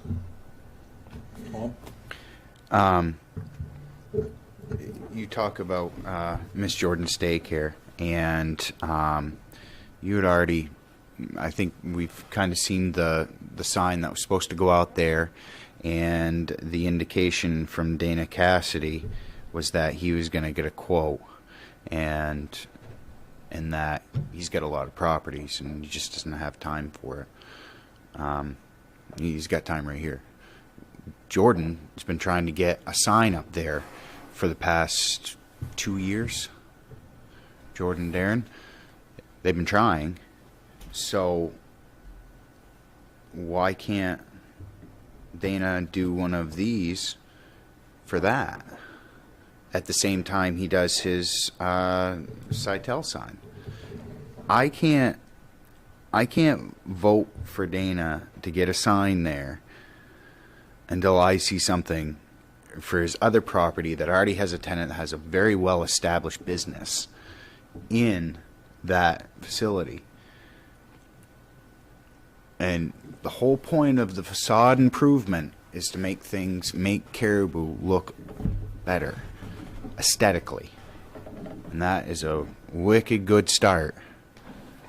By having Dana just getting a quote, doing the same exact paperwork he just did for his 63 Sweden Street for Jordan and Darren. I'm not going to vote for this. I'm not going to vote for Dana signs until I see that. That's just 1 of 7, but I'm not going to vote for it. After I see those poor people get a nice sign instead of what they have right now, because they've done a lot of work to that building. Oh. But they can't get a sign. They want a sign. They've done the work for it, and now they're waiting on their landlord to do it, and he won't or can't, or I don't know what's going on. But it's been 2 years since I remember seeing that. Well, when I started council. So at 1 of 7, I can't vote for anything until I see that. But that reminds me of one of the other points of the criteria right now is that you can only make one application per year.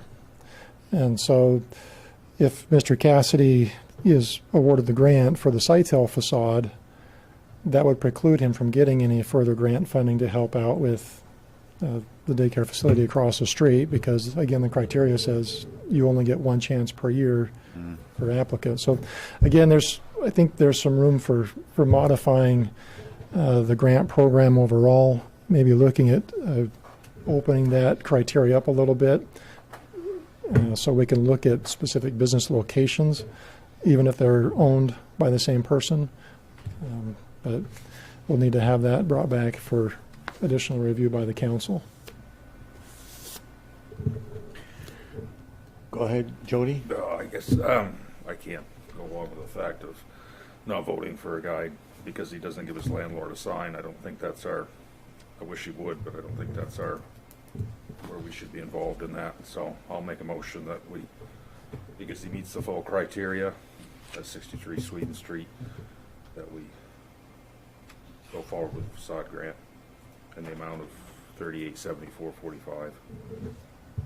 And we could discuss, I'm agreeable to discussing these separate from the motion at a later point, as you had mentioned, maybe change some of that criteria, but the way I see it as it stands now, he meets the criteria. So that's the motion. Go ahead. I have a question. So the motion is for this last one. Is this the Cassidy compound for the Sitel building? Yes. Yes. Is there a tenant that's going in there, or? None has been indicated to us. Is that part of, that's not part of the criteria, is it? That's not part of the criteria, but, yeah. I mean, it's just a question. I mean, Yeah, I don't. it's a good question. There's a motion on the floor to go ahead with the fifth one down on 63 Sweden Street. Is there a second? I'll second it. Moved by Jody, seconded by Doug. Any comments? Doug? I'd like to see, I think it's a stickler. I understand Jordan and Darren's point, and I agree that they've done a great job down there. But I have to agree with my fellow counselor that we're not in the business of dictating to the businesses, I don't think, in that fashion. I would hope Dana, Mr. Cassidy, would hear this and offer up some help to a good tenant that's done a lot also in the community. But I just don't think that we should be steering the wagon on it. I understand the issue, and I hope he's watching, and I hope he will go take care of his tenant. With the sign issue, they're valuable. I would consider them a valuable tenant if I had them. Thank you. Dennis, I had to step out. Do signs qualify as a facade improvement? Under the facade grant program, They do? yes. Okay. I have my reservations about that myself. I think just changing the face of a sign, I would not consider an improvement. But in the program, the way it's written right now, yes, they are. I mean, if we're going to start changing everyone's signs that live in the test district, I mean, we're giving out fines because people don't come and get a permit to put up a sign that they're paying on their own. And now we're going to give grant money to people to put up a sign. Hope he gets a permit. Who came up with the criteria for this? For these rules, like for instance, the applicant can only apply once per year, and so Mr. Cassidy wants to do his own building, and I understand that. He shouldn't be penalized for that. But with the daycare, if she's not the owner of the property, then she can't apply. Why can't that be changed? Why can't somebody that's she's got quite an investment in that property. Why couldn't she apply even though she's not the owner? You know, to have that, why shouldn't she have, she's a business owner, she's brought a really valued business to the downtown. Why couldn't she be afforded the same, consideration of having a sign as somebody else, unless we want to don't do the signs at all. But I think that, I don't know if you can change these or not. I don't know who made up the rules, but Again, it's a city program, so you can change the rules. we can change the rules, but it would need to be the council that says this is our policy, this is how we're going to manage these funds, and how they're going to be distributed in the future. Then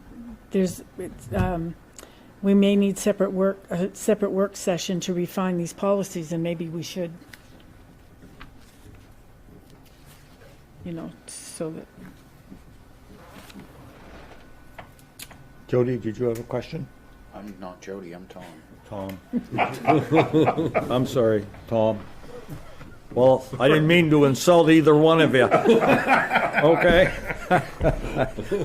Go ahead. Tom, did you have a question? Oh, I thought you and Joan were fighting for a question. Okay. I lose. Yes, you will. You dare not say his name.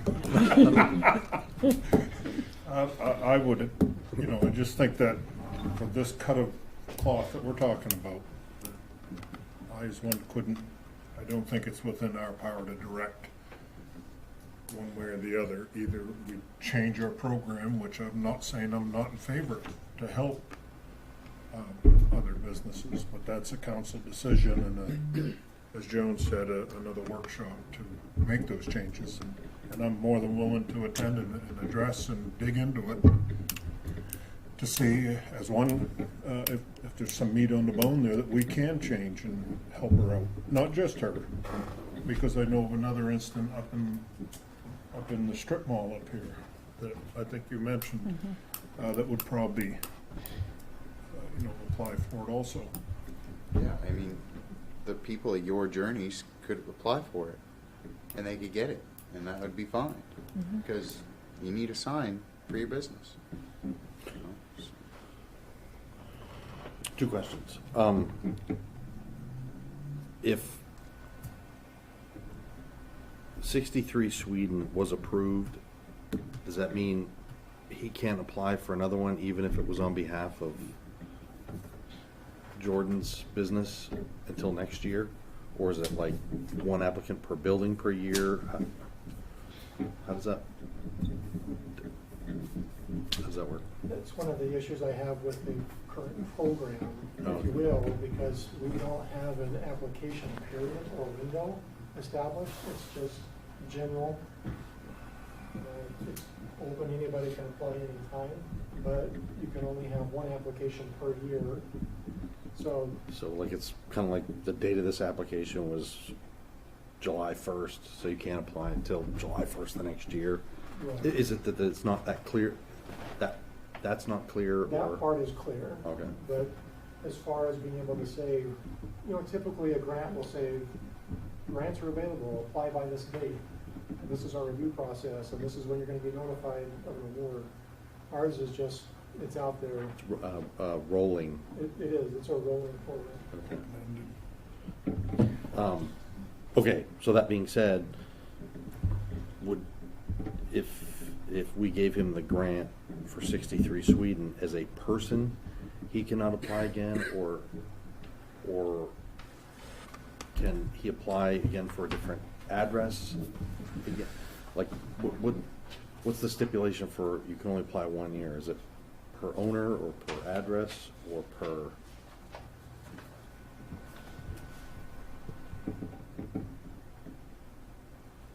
Says each applicant may only be awarded one grant per calendar year. Okay. This kind of leaves it open.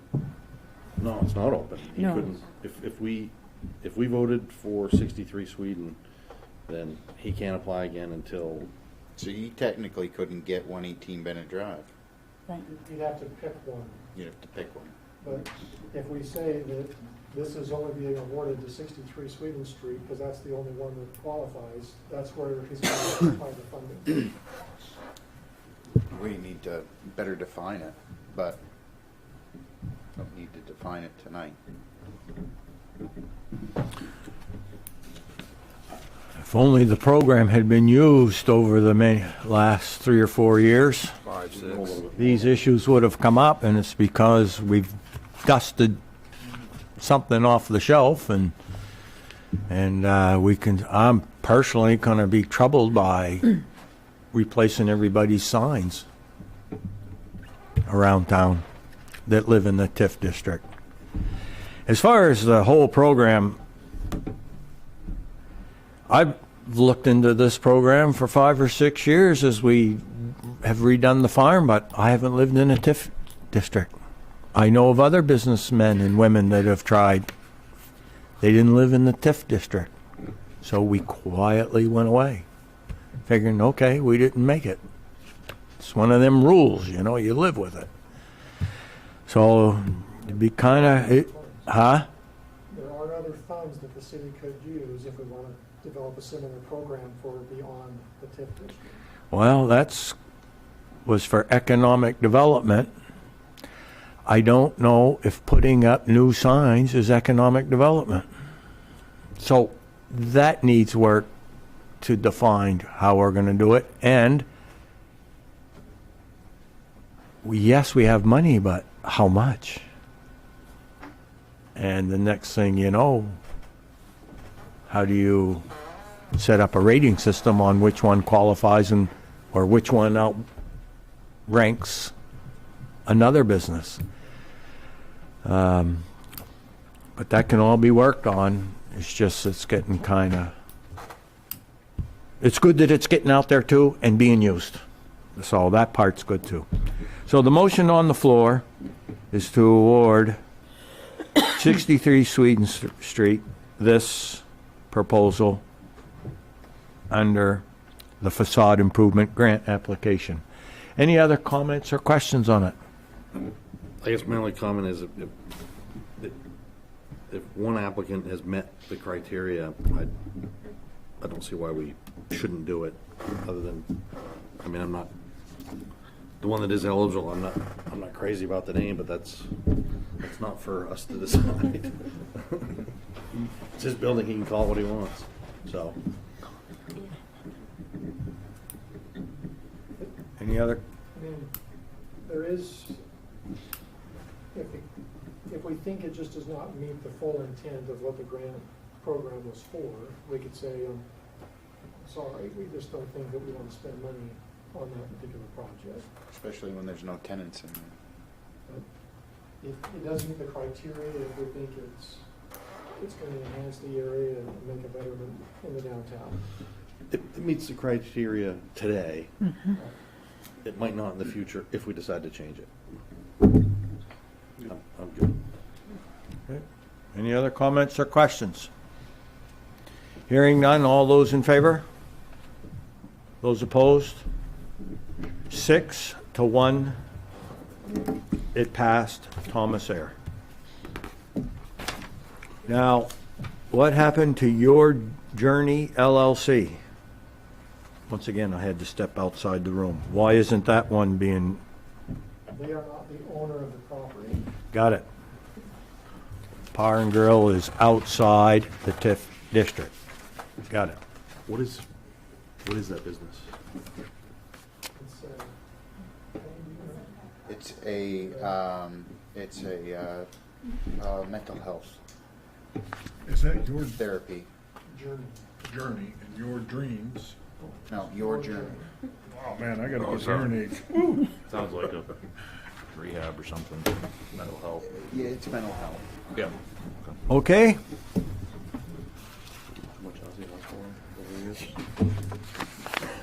Item number 7, old business. Discussion and possible action regarding the 2020 mill rate and tax commitment. Dennis.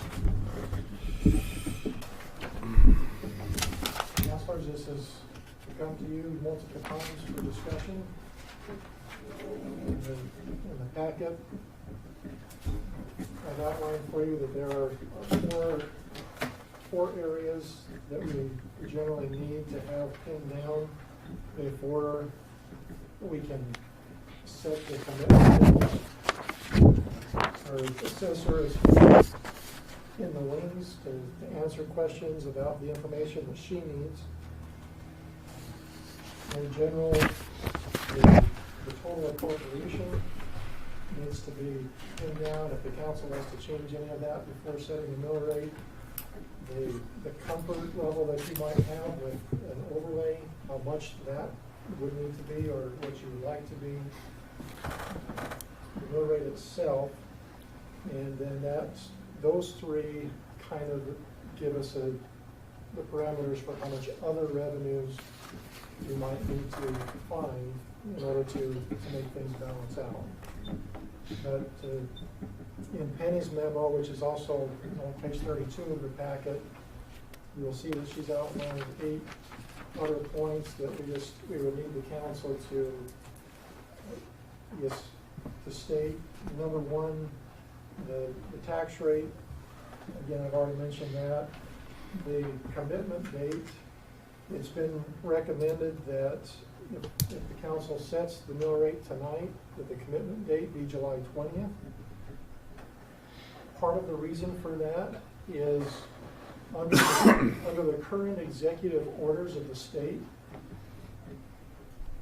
a person's eligibility for some of the tax programs or tax relief They continue to be eligible for those programs all the way up until the commitment date or 30 days after the expiration of the executive orders. So the longer we wait to set the commitment date means that there will be continual adjustments to the valuation of the city as far as what the taxable amount is. And so the hope is we can set the commitment date sooner than later so that we can stop that time frame. We have a set number and we're able to move forward. Number 3, setting a date that the property taxes will be due. The staff recommendation is August 3rd, Monday, August 3rd. That's the due date, but we don't typically start charging interest until October, which is the next item, number 4, that we would begin charging interest starting October 1st. And the interest rate, number 5, the maximum interest rate that we can charge for late taxes is 8%. It's in our practice to go with the maximum allowed by state, and so we recommend we follow that 8%. And then we also need to reiterate how much interest, if any, we're going to pay somebody for paying their taxes early. We don't have to provide any interest. And it's, again, been past practice that we set that interest rate at 0. That they simply get the benefit of paying their taxes early, not any financial benefit other than that. Based on what the mill rate gets set at, if that's set tonight, that will affect the items on her memo under number 7, what the property taxes will be, what the overlay amount will be, how much revenue it will generate for the TIF district, the homestead exemption, and the Betty reimbursement. Those numbers basically, based on your mill rate that you set, we just plug those numbers in, but they would go into an amendment of the budget, the revenue budget, so that we get that updated into the computer system. If there's going to be any other changes, then we'll have to make notes of those as well so we can get the system updated. Penny, do you want to add anything else? If you have questions, she's here. Just yell. Did you say you had a question? No, I said if we do, just yell. I was trying. Okay. Sorry, excuse me. Just over here, physical distancing. Fine. Poor Penny. No, sorry. Any comments or questions?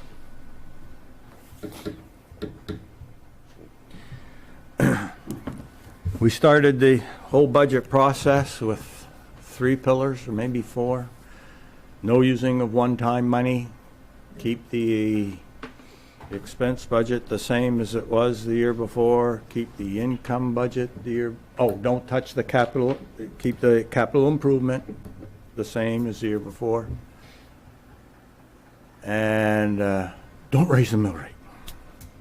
And we were using projected numbers for 2019 for comparison purposes. The year went along and actual numbers have come along since then, and more and more information is known about it. We started off pretty good. We ended the year. We're ending this discussion with this virus thing that showed up and put everybody in a tailspin. But in the process, after these pillars were established, the council asked to align our department cost per capita with our service cost per capita. And that generated $477,000 of additional money. Forget the 4 pillars. Additional money. The additional was 477. Was the The additional is 47 is the number we're using, give or take. Now we're not going to get hung up over a couple $1,000s here.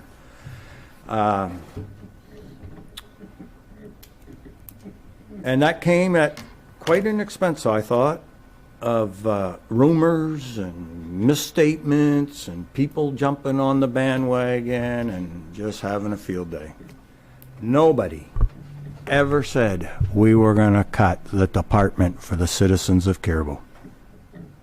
I made the statement, if it were up to me, we would get out of the service, and that means to surrounding communities. I'm going to stick with that statement.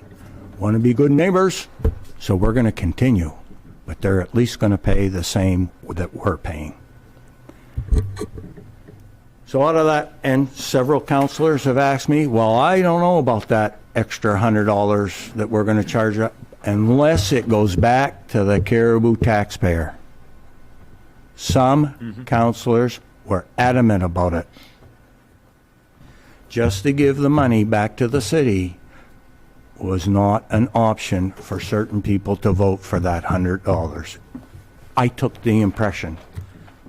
Take $477,000 of additional money and you drop it $1 million, that's $340,000. That leaves you with $137,000 of extra money. Well, the county tax came in a little high, but let's pay the $25,000 too. Now we're down to $112,000. School budget came in, $93,000. Let's pay that from this extra money.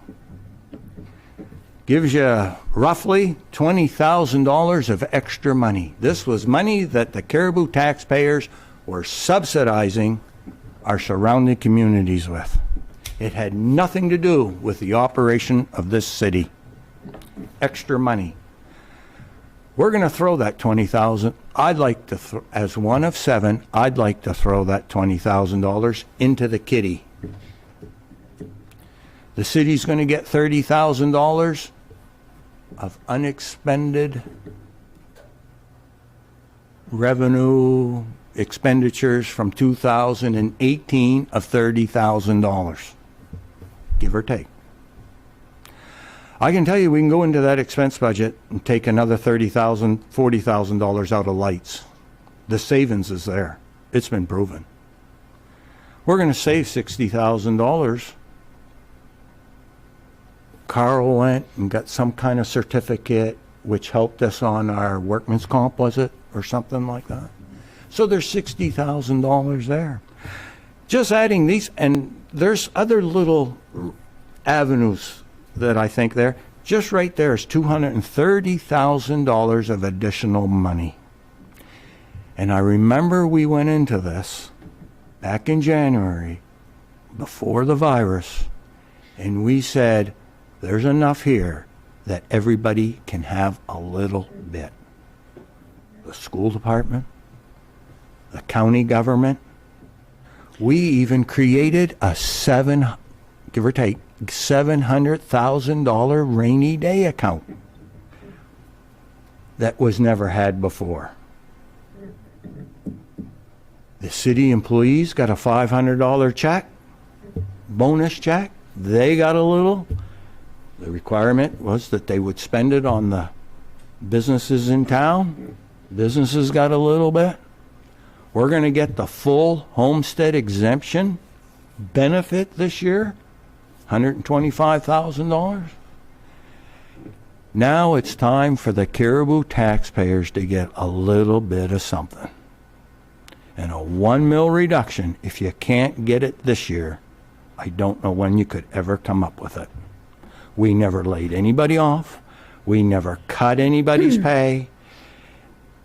When the fire alarm rang, the men were there, men and women were there. When the police department bell rang, the men and women were there. When it snowed, the men and women of Public Works were there. Everything got done.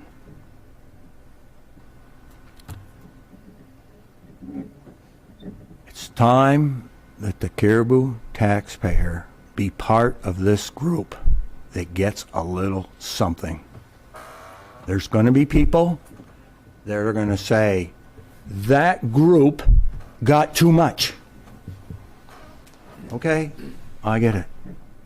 There's another group that's going to say, I did not get enough. I get it. That's why we make hard decisions. I think in my world, everybody got something. And now it's time for the Caribou taxpayers. 1 mil reduction is what I'm hoping for. Thank you. Any other comments or questions? For a 1 mil reduction as well. Me too. Doug, Can I make a motion? Perfect. you can. So moved for 1 mil reduction for the people. Moved, let me do this routine. Okay. Moved by Doug, seconded by Jody. Any questions? Yeah, I do. If we go with a full mill, then are we going to have a shortfall in the budget as far as what's it going to cost the city in addition? We don't have enough money at hand, do we, to make up the difference? So again, it comes down to the mill rate is one of the numbers we need to come up with tonight. So at a full mill decrease, with the budget that we have and the valuation numbers that Penny has dropped down, $32,000 that we have carried over from 2018, that would give us, then the formulas that the state's given us to put the numbers, plug the numbers into, it gives us a negative $408,750 overlay. So that's the number we need to work with to say, okay, how are we making that number up? And there's, do we adjust the expense budget to come down a little bit to make that up? Do we say, well, we can hedge on all the new revenues that are going to be coming in, and that will certainly offset that. Right now, the revenue number we have in here is simply the one that we looked at back in March. If those revenues come in much better than that, then that is going to reduce that or improve that overlay situation. But for right now, the number that we have in there for the revenues is what we've talked about before. We plug those numbers in because those are the ones that the council has approved for us to be working with this year. And based on that, we have a negative $409,000 of overlay. So in order to make that overlay zero, we either adjust the expense budget a little bit and or say we're going to hedge our reserve fund and hope that we get more revenues and we have less expenses than are in our budget. But for now, we're going to hedge the reserve fund. If you don't make any adjustments to the expense budget, you'd have to again say that we're going to hedge the reserve fund by $408,000 just to have a zero overlay. So that's kind of the numbers we need to look at tonight is if we're going to use that hedge, we've got to have it come in from the council. If revenues come in better, expenses come in less, we would have to use less of that hedge. But if expenses are higher, revenues are lower, we recognize we may have to use even more of that hedge than, in a sense, has been pledged for the mill rate commitment process. Okay. Because just for myself, just my own opinion, but I think that that's a lot of money to hedge, $408,000. I would rather see, I agree that I would like to see a tax reduction also, but maybe I would prefer to see $500,000 because I'm afraid that if we go this high and hedge that much money, we could look at a tax increase next year. And that would be hard to do, to have to increase, take away something that we gave the year before because we gave too much. And I think there could be Just my opinion, but I think a mill is too much. I think a half a mill would be more reasonable, and that way chances are we wouldn't have to take it back in another year, but we don't know what's going to happen with the revenues. We don't know how long this is going to go with the COVID. We may be into another year before people can get back up to normal speed and everything else, and that's just my opinion. Our financials look pretty good as far as seeing what our expenses are gonna be. I see we're kind of right on line unless something derails completely. I mean, there might be a percent here too, or one department 5%, but which is still huge. But if I look at the expense reports, I think I don't see there being a huge problem, in my opinion. So. As I mentioned in the report earlier today, right now with the expenses, we're 8% below proportionally where we would be through the year. If all funding stayed that same way for the rest of the year, we'd be able to make up that $400,000 with less expenses. But we also we've got another winter coming. We've got to finish paying off the road projects that we have. And the fire station too, right? Wouldn't the fire station? Fire station is another project right. that we need to talk about. Yeah. Oh, is that on here? There's a lot of projects we can look at on spending money. And that's what I'm doing. I'm looking at a project, and it's called the Caribou Taxpayer. I want to spend my money on the Caribou Taxpayer. It's been gone long enough that there's been no relief on that side of the equation for years and years. Taxes are always going up. This is the occasion that we can give back. Nicole. Well, I'm not saying I don't agree with you, because I agree that we should get back to the taxpayers. I feel a little more conservative like Joan. My concern would be if we're too aggressive. We live in a very uncertain environment currently. That next year, and I'm not going to be sitting here next year, but next year that could be a huge impact to the taxpayers as well. Yeah. So as a conservative model with a 0.5%, then next year that could still potentially result in an additional reduced mill rate. But if we go in very aggressively now, then that could result in an increased mill rate next year. So I understand giving back to the taxpayers, but I also feel like we have to keep in mind the uncertainty that's in our future. Yeah. Doug? With all due respect to everybody in the room and their opinions, in 2006, 7, and 8, I watched year after year, money gets, and I'm using, dropped into a black hole. If there's revenue, and all due respect to all employees and department heads, if there's money in the city, there's a home to spend it. It's going to be spent, no matter what. We talk about overlay. Well, I can remember when a group was the majority on that council during those years that had no problem going with zero overlay. Sky didn't fall, sun came up the next day. And I mean that respectively to all my fellow councilors. And also when I say, we have not done our work for next year, in my opinion. That would be assuming that status quo goes forward next year. I'm only one of 7. I know what I'm going to push for. But I look at it a little different, that one, we haven't done our work and for next year. And I would hope there's some changes on the horizon that's going to better position the city for growth, both residential and business. Thanks.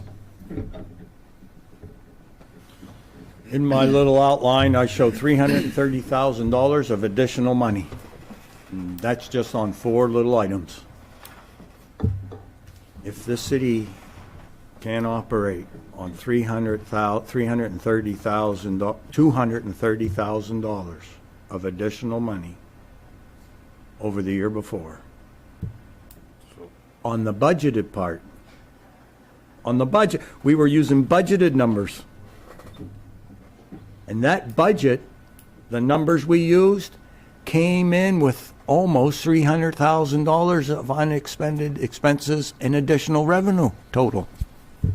So there was already a built-in number there. I'm adamant, as one of 7, if you can't do it this year, we're never going to do it.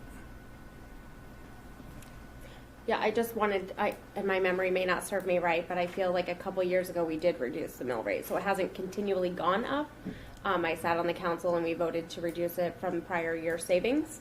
It wasn't a full mill, but there has been reductions in the past couple years. It was a fraction. It was like but it didn't point, go up. it was like But point it zero, didn't and go we down. did I use understand. savings. We're not using, I understand. I don't see why we're even using savings right now. There's several This, years that thi- stayed I- right there. One of the problems we've run into is that in 2019, we passed the majority of the council passed a budget using approximately 200 and, I'm just gonna, once again, ballpark, we used $230,000 of that one-time money from Tri-Community Landfill. Where did it go? It went in the revenue budget. That's why I voted against the mill rate in 2019, because that's you should never put one-time money and treat it as revenue. That's just not the way it's done out there and think that you're going to have, all that did was kick the can down the road. So if we got to dig into our savings account a little bit to soften that blow, I guess I can go a little bit. But we haven't got to dig into the savings account $440,000. No way.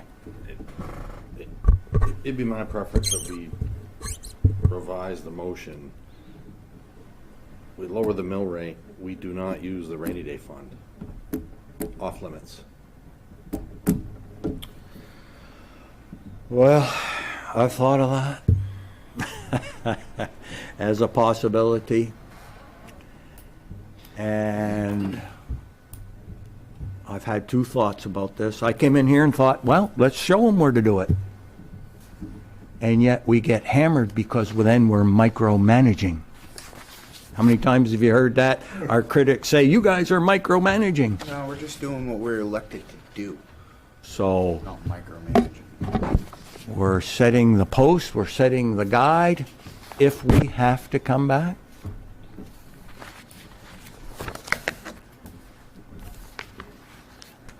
would you like to see the budget before you vote on it then for next? I mean, we can have a council meeting whenever they get the budget. We can call a special council meeting. We want to see the budget with a mill reduction? Yeah, I mean, I think not only do the citizens deserve that mill rate reduction, they deserve to keep that rainy day fund. They earned that. They did. So what's the point of it if we just say, well, we're just going to commit it to this deficit? What was the point of the work that was put in to create it just to use it as one-time money?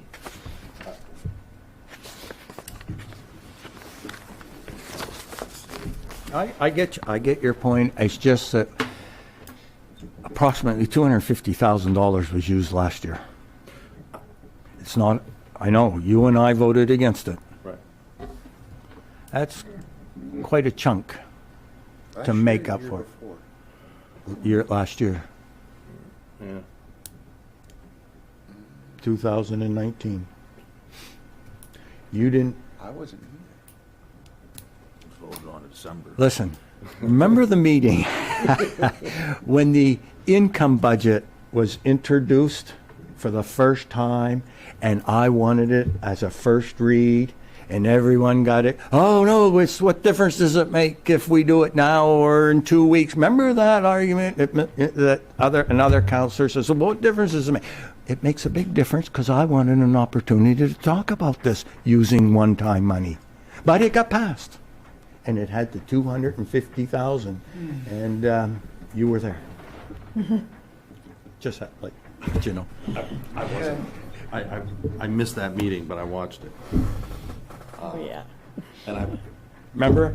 but, No. Yes, you but I do. agree, if I had been there, I'd have voted against it only because we were trying to treat it like a first read. For that reason. And because I'm so kind, I'm willing to go into that rainy day fund a little bit to just soften that. And I get it, but it's got to come out this next year. I mean, we got to make up for that. That was just kicking the can down the road. That's all that did. That was the most. You just don't do it. So if you were to say no rainy day fund usage, I mean, and again, this is kind of an exercise of, we're looking at financials, we recognize we're probably gonna have some expense savings this year. We're probably gonna have some revenue benefit this year. The number game we have to go through is anticipating those things. That's gonna offset any use of the rainy day fund by the end of the year. At the same time, we gotta be careful about using if come. And we don't know for sure that we're gonna have more revenue. We don't know for sure. We anticipate we are gonna be lower in expenses. We've been talking to department heads for the last 3 months. Try to be more limited in your expenses. If you were to say, we're not going to hedge, at least go through the exercise of saying, if we need to, we'll tap into the rainy day fund. And you say, all of this, through this exercise, has to come out of the expense budget. You're talking about an expense budget now of $9.6 million, which is the same budget we had in 2018 for operations. Wouldn't that be nice? Yeah, wouldn't that be nice if the insurance rates haven't gone up? If we didn't have union contracts that the council committed to pay and have wage increases? If we didn't have all the additional expenses of projects, we didn't have the river road we're still trying to pay off. Yes, there's funds, like you said. If there's money, It's gonna be squandered. spent, and part of that is because we have expenses. There's still- I have expenses in my private business, right? That doesn't mean they're all gonna get met. I mean, there are expenses that, yes, have to be met, and then there's expenses under my discretion, right? And my thought was that the black hole that it seems to be, and I'm sure Carroll's no different than any other community, no matter what the fund balance is, no matter what money, it slips into that black hole and it's gone. And the people out there that are struggling day to day get nothing. And I think I was one of them that voted on that little boost for the employees, as long as we were giving something back to the citizens. There's 100 ways we can kick this can. Yeah, it'd be nice not to touch a rainy day, and I'd be the first one to jump on that. Anyway.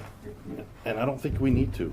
I mean, if we go back to November 18th, 3 departments that increased in a 7-year period their burden to taxpayer, half of the city's ability to raise income to 3/4. So from 2013 to 2019, their net cost to the taxpayer went up 74%. So that wasn't just all labor across the board. There's hopefully part of that exercise was an introspective look, not only from the council, but from management, that is a massive increase that I don't think if we started talking about it then, we would be in the position we are now. So I think there's more opportunity next year, because I don't think all departments are looking. I think, and you've identified some of the areas where we can pick it up. So the taxpayers earned a decrease, and they earned that rainy day fund. I don't think that should be compromised in this discussion. I think they should keep it, all of it. How much are we talking now, right now, would have to be used as a rainy day fund? for the mill increase? Was 250 you said? No. Wrong. If there's no adjustment to the expense budget, and you do a full mill decrease, we're starting out with a negative 409,000 409,000. overlay. Now, as I said, with the expenses the way they are and revenues we're looking at, a good portion of that will probably be made up by the end of the year. But for this exercise, we have to assume that it's not, that either we've set the expense budget where it is and we've set the revenue where it is, and those are the adopted numbers we're working with. So if those numbers came in where the council has said this is where they're going to be, we're $409,000 down. If they come in much better, and we think they will, then we're not tapping into those rainy day funds. I mean, we can always have the fight down the road, I guess. We can have the debate down the road. We set the mill rate tonight, and then we debate down the road As a last resort. how the whole thing comes together between now and the end of the year. But I think this group worked too hard to get that rainy day fund and the additional revenue. And just so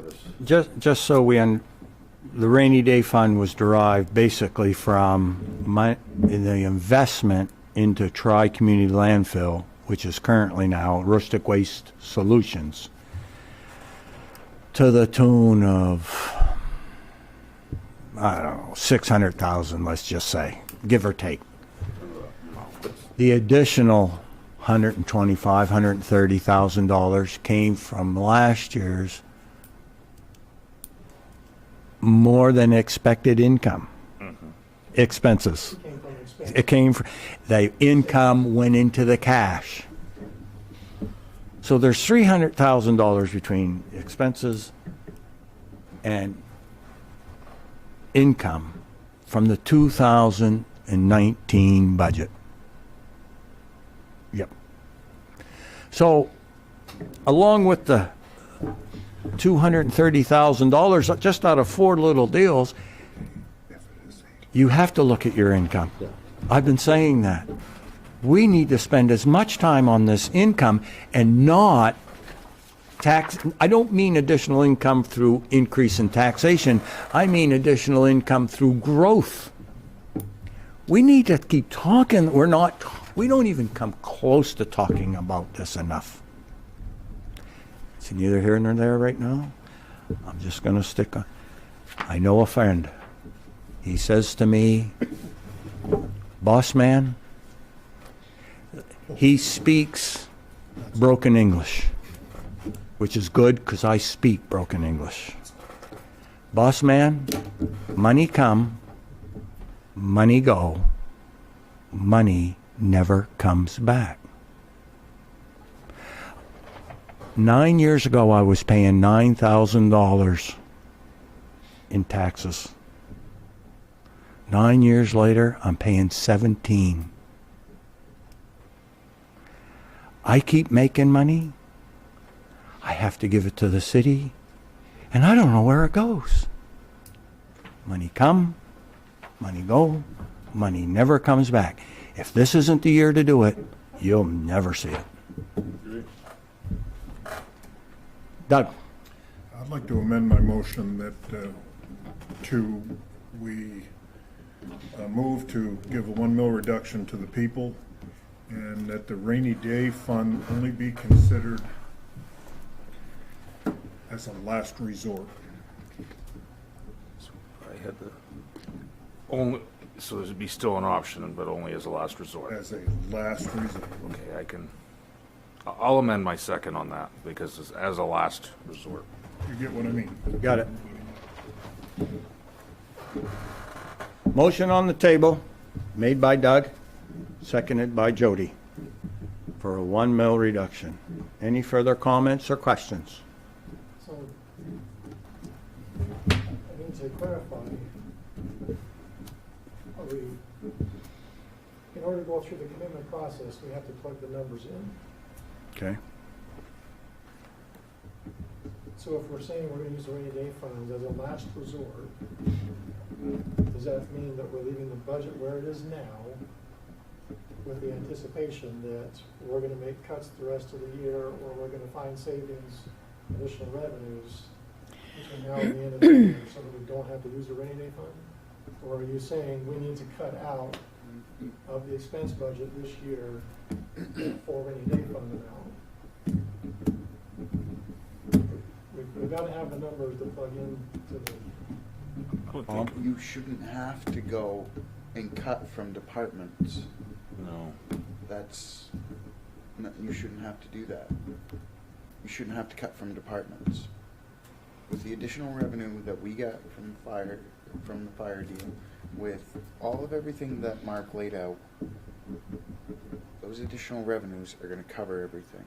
So don't go to the department heads and say, you need to cut it. They know what their expense budget is, and that's where it is. We're going to drop it a mill. We're going to use those additional revenues. And if by some crazy chance that Saturn doesn't align with Venus and doesn't align with Mars correctly, we have to go and take something from the rainy day fund, then this council will have to reconvene and do it. But this council should reconvene before any decision on the rainy day fund money is taken out. That's what I gathered from everything, Dennis. So I don't want to see any departments cut. It'll be See, we're talking about a proposed budget. I mean, when you say you're going to cut, you're cutting what? You're not cutting from an actual budget. No, I'm saying we have our budget that's been set. And it was a proposed budget. No, it's the budget. Okay, but it wasn't, okay. If I go back to the department heads and I say, but for the months of July, August, September, October, November, December, just so you know, we're not going to be able to utilize any rainy day funds to balance this budget at the end of the year. We're gonna monitor expenses for the rest of the year, we're gonna monitor revenues the rest of the year. And if at the end of the year, we're $300,000 short, then we have to use the rainy day fund. then You shouldn't Okay. have to. Shouldn't have to. Shouldn't have to, because in 2019, the actual numbers, actual, not what the council proposed the budget to be, what we actually spent in 2019 and what we actually got for income in 2000. Yes, I know the fire and ambulance department isn't making as much money as they said, but they haven't got as much expenses either. They haven't got as much overtime. They haven't got as much call-ins. So, you know, we have to live within our means here.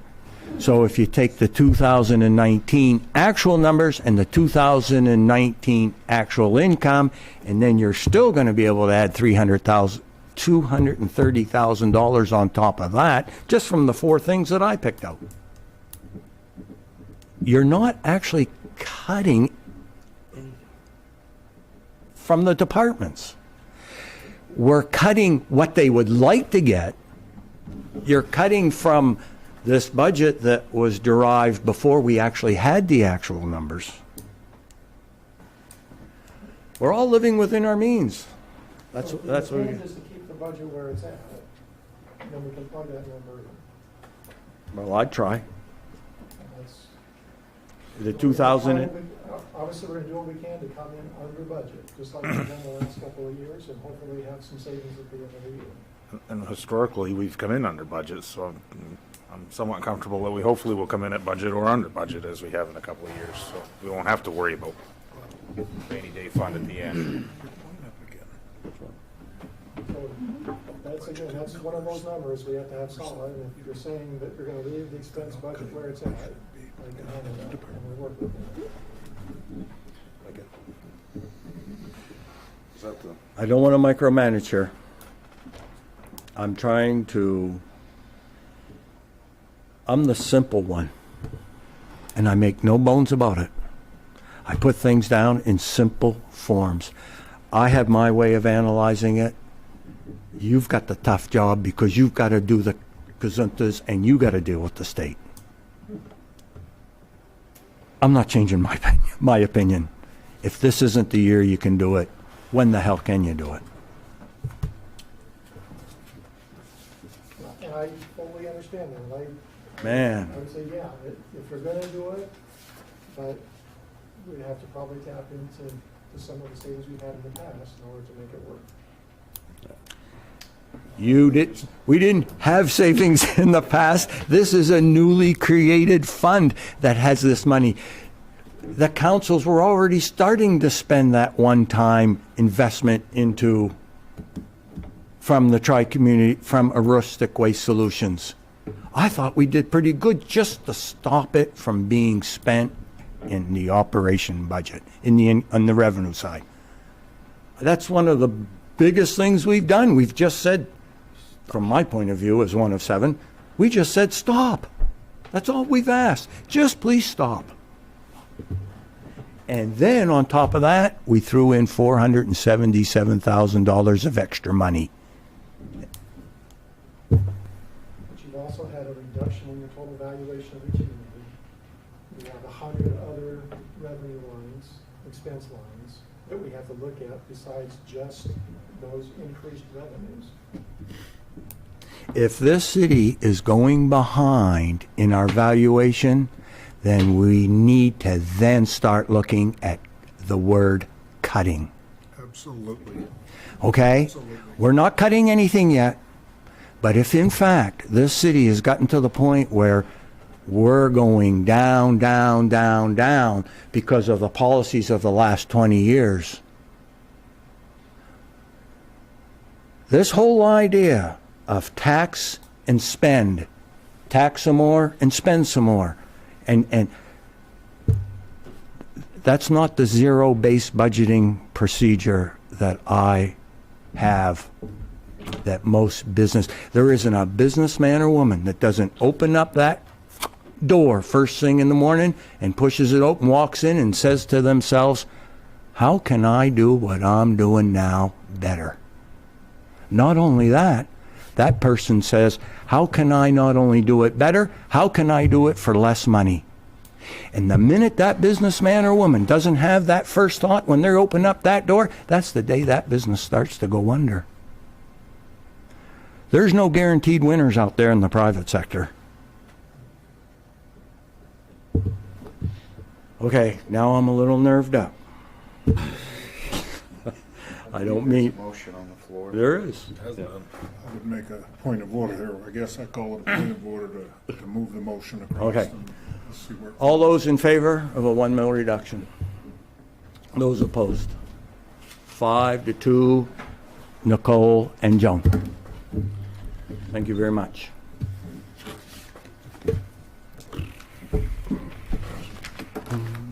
Do we have to do a bunch of other stuff too on the back here, set the interest rate, or is that all part of it?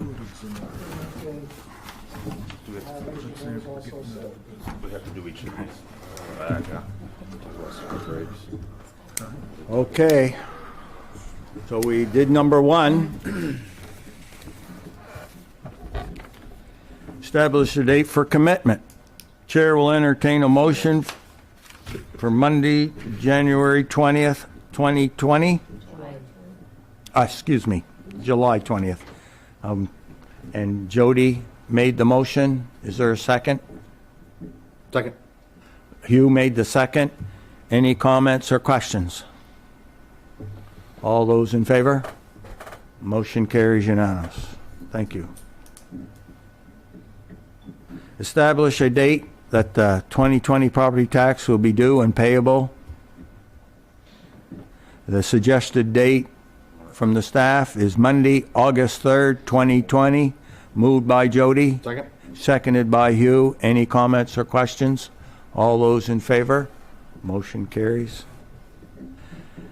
Establish a date for interest to begin on any delinquent 2020 property taxes. The suggested date is Wednesday, September 30th, 2020. So moved. Moved by Jody. Second? Seconded by Joan.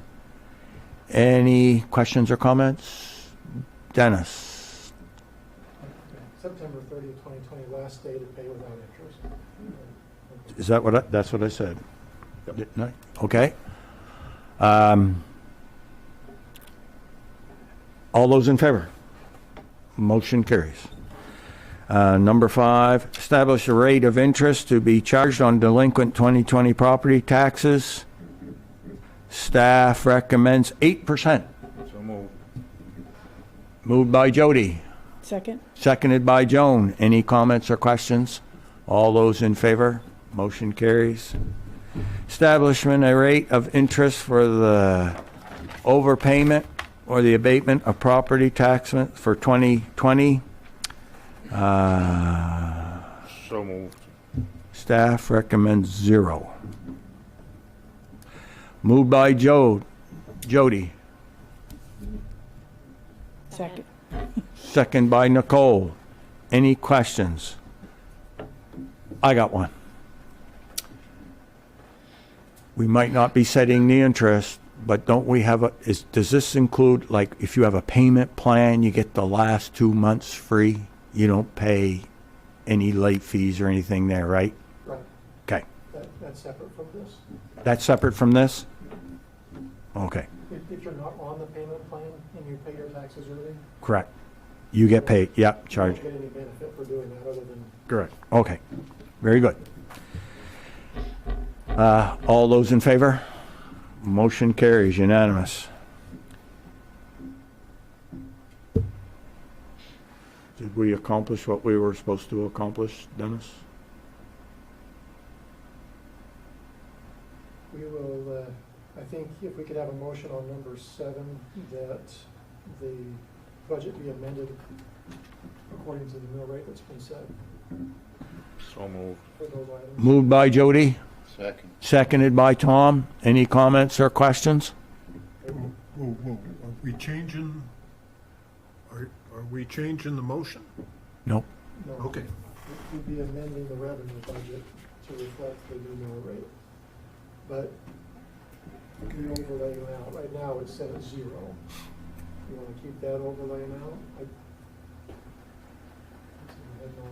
Yep. Yeah, I'm just 1 of 7, I mean, Yep, for right now. We don't change it after tonight, so. Well. So do I need to amend the motion? No. Oh, So that's the only number that isn't affected by the mill rate.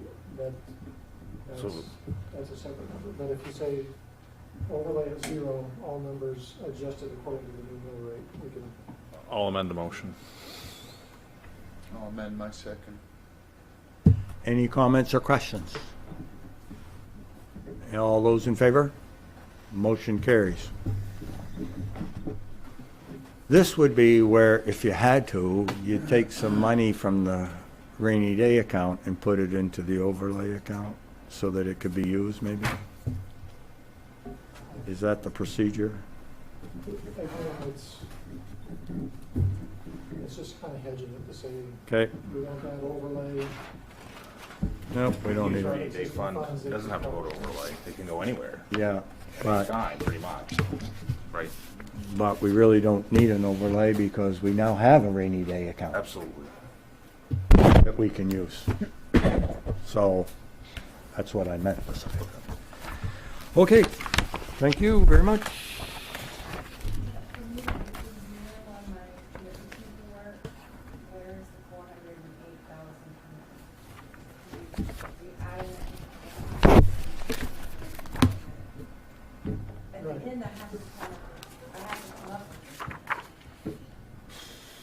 So, Penny brings up the point, and that's kind of what I was trying to get at, is when you plug all these numbers in now, you have a 0 overlay with to get to a 0 overlay and 1 mil reduction, we have to plug into the formula, to the equation that we are going to use a pot of money to cover that difference.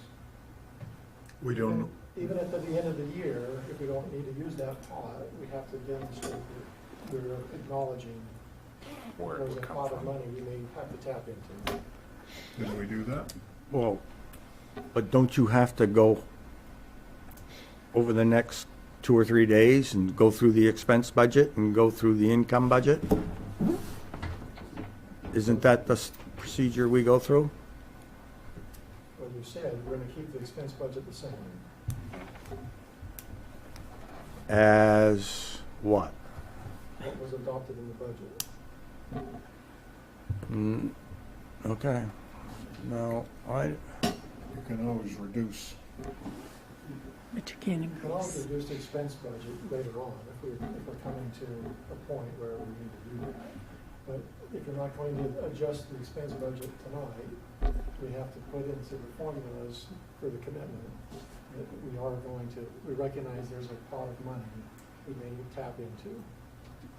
We don't have to recognize how much, we just have to recognize, We have to tell it how much. you, did you want to say something?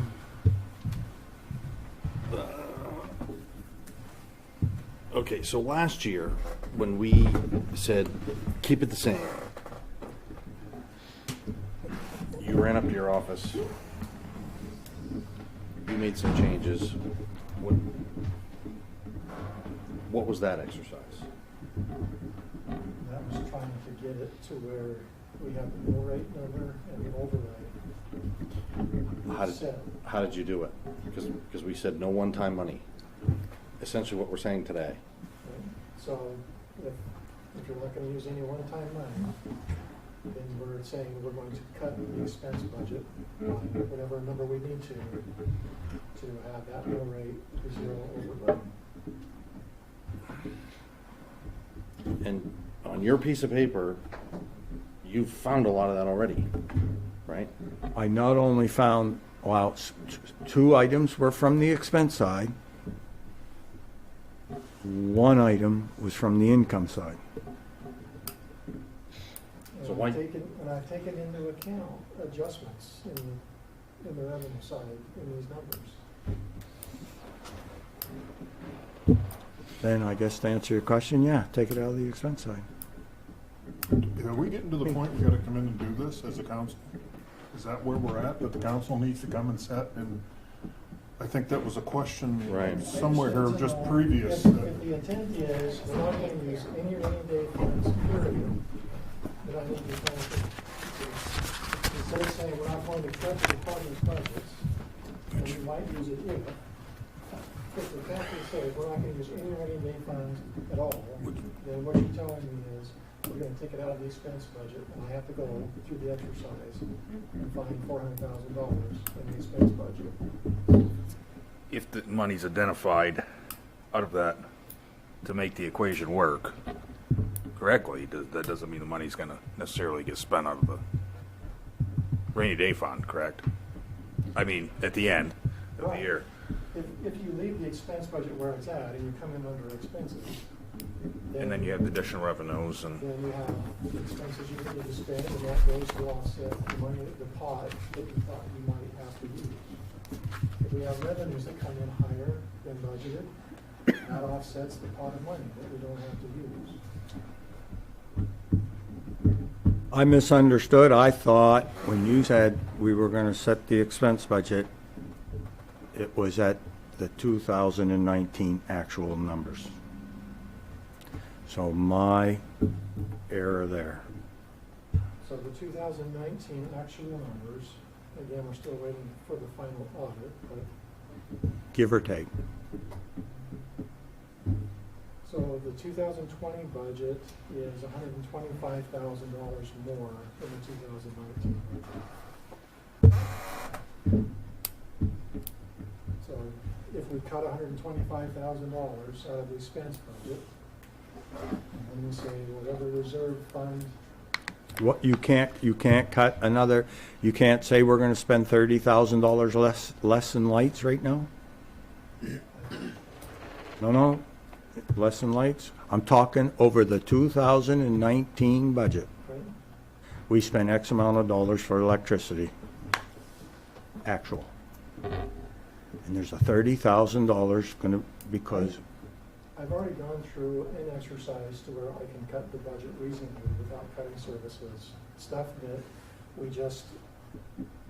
know because of the pandemic and the services we've had to provide so far this year, we're not gonna use some of those funds, and that's $170,000. If you're asking me to cut another $230,000 out of the budget, No, that's not.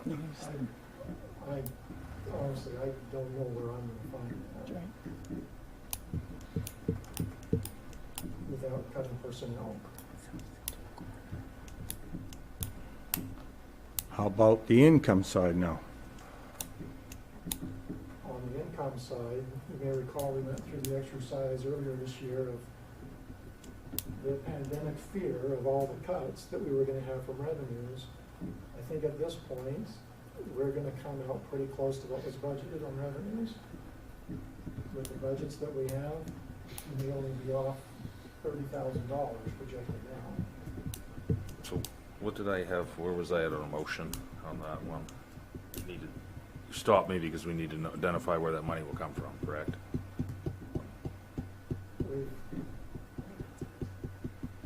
We have to be able to, from the tax commitment side, she has to be able to have the numbers all flow out to where if we're gonna have a zero overrun and a full mill reduction, what are the other numbers that are being plugged in to make that formula? I guess, if we can go with a full mill reduction, and I'm comfortable, fairly comfortable at the end of the year that we will not have to use that rainy day money, as we're saying, and we're just, because of what we're gonna recover, and we use that now to plug that in to make this equation work, and we know that we're not gonna have to use it, or a very minimal amount in the case of an emergency, as Doug said. I have no problem with identifying that money from that account.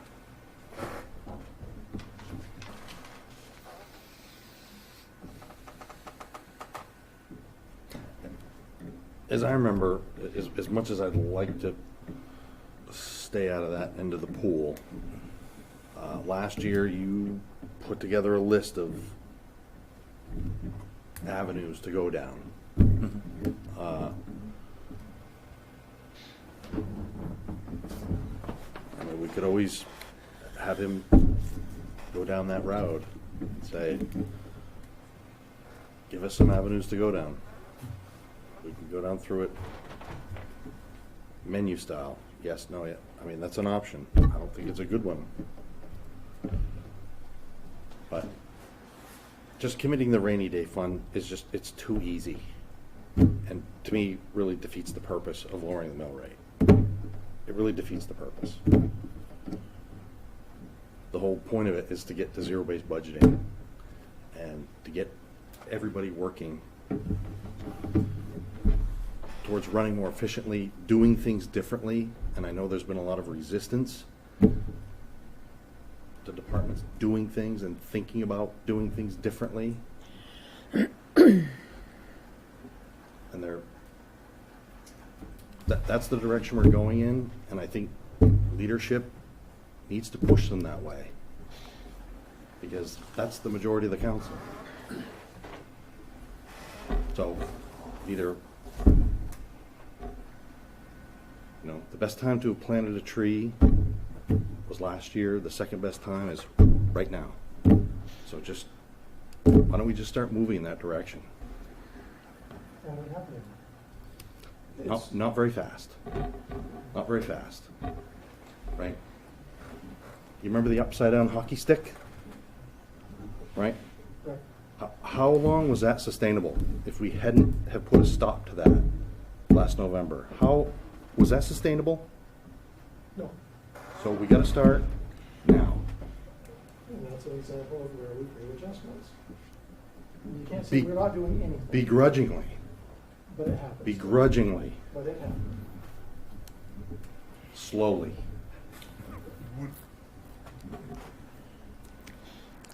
But I guess this makes my point of, are we being too aggressive with this tax cut?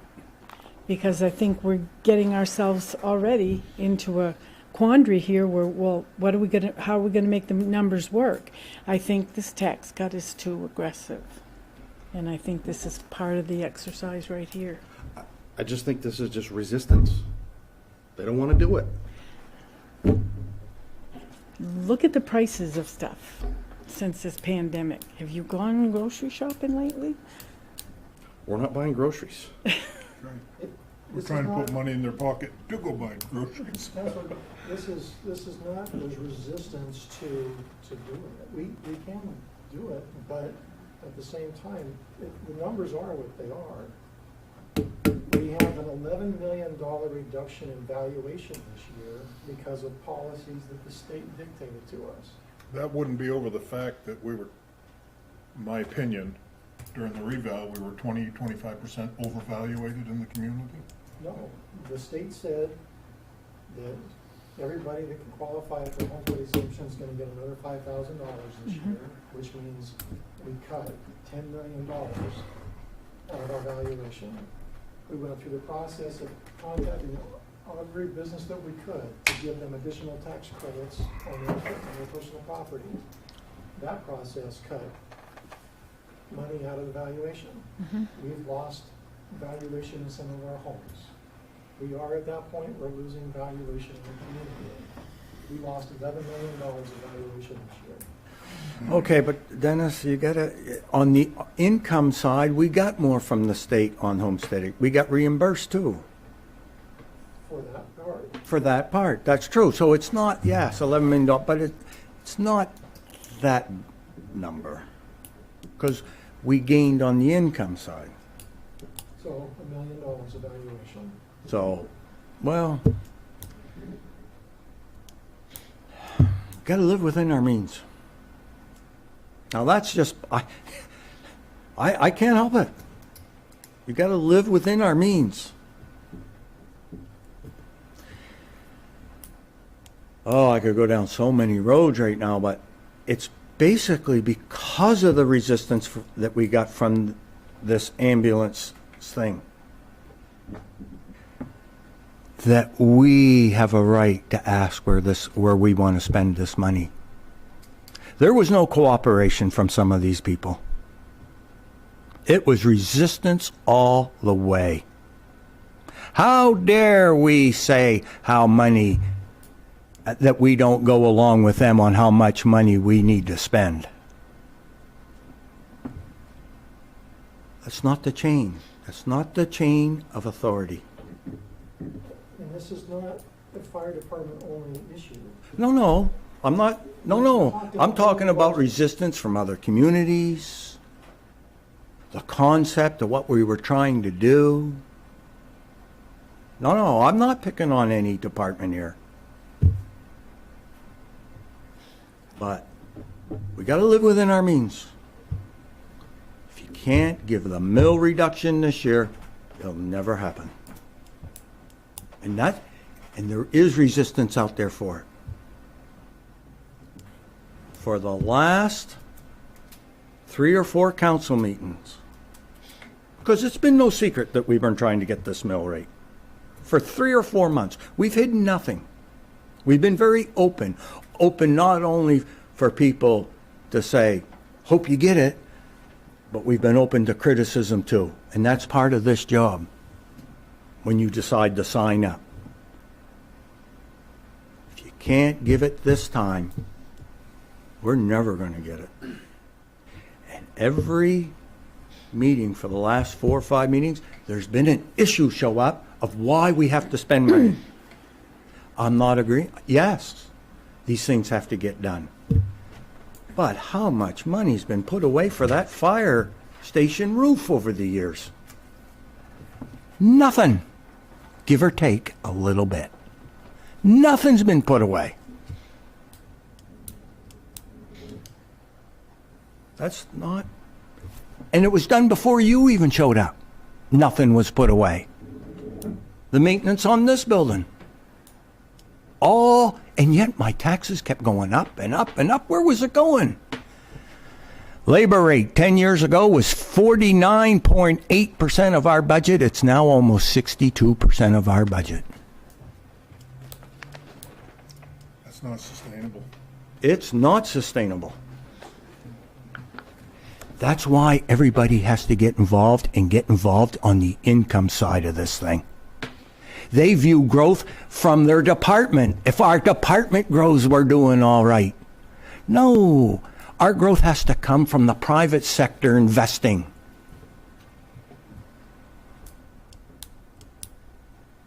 So, this is the line in the sand as one of 7. So, Jody, where were we? I didn't mean to interrupt. I'm kind of wound.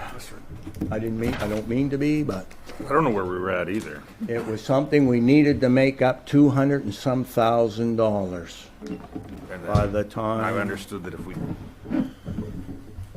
commit that out of the rainy day fund, when we Just we for- will not have to use it. Just for plugging in. Just for plugging Just for purposes. plugging I mean, in if this goes purposes. the other way, I wouldn't be happy, but I mean, and a rainy day fund, I agree we shouldn't be using this, but it's there. I mean, what else are we gonna use it for? I mean, you know, if we're just using it as a cosigner to make this number work in the budget, I can go with that, if it just makes it work. And then if we get to the end result of not having to use it, or have extra, then that would be the end game. So I'll make a motion that we commit that money from the rainy day fund line 450, I think. So, Your motion's to make the commitment to use it? well, no. Do we Commitment to plug it in. committing to plug it? Excuse me. Yes, committing it to plug it in. Thank you for correcting me. Using that, commit that number to plug in to make this equation work. I think, and then that was all I had to make on that one, right? On that motion to get that, you needed a commitment from. We can cut. There's, like I said, there's places we can cut. Well, we can do that, but for right now, if we use that commitment to plug, or And doesn't, so what you're saying is that you're willing to plug this number in there, but this is a case where from now on, every monthly we're gonna follow this. financial statement that We'll be we watching get, that. We're we gonna gotta be keeping our eye on the ball watching that. so that we don't tap into that money. Yeah, really watch these percentages close, which Yep. I will be doing myself, hopefully. So that, do you need that number, exact number, or just We'll plug in what we need to get a. plug in what you need to? What? I don't know. Plug-in, I thought you just said those. Do you have with the scenario, what that number is? I think we should have a firm number. Yeah, And then we know. I'm not in favor of tapping that account. I'm gonna tell you right now. And I realize what we're doing. Neither am I. Trying to- Neither am I, To but- appease and get numbers plugged into some given system. Boy, there's be hell to pay from my seat if Yeah, I don't wanna use it either. It's just like a carrot on the stick. that's all it is. That money's just a carrot on the stick. And again, as long as there's money and revenue in this, and I'll stick by my words, this black hole will suck it in. There's always something to spend it on. While not touching any other sacred cow departments and department funds, everything else gets sucked in the hole.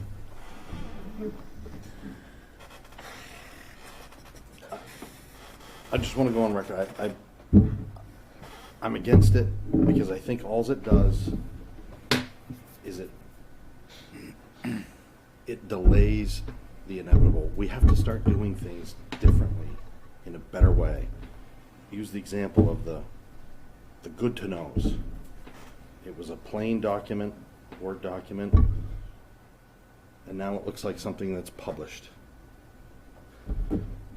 And not to get into anything specific, you know, we've had discussions about, you know, certain scenarios, and can we do this? No, can't do it. Can we do this?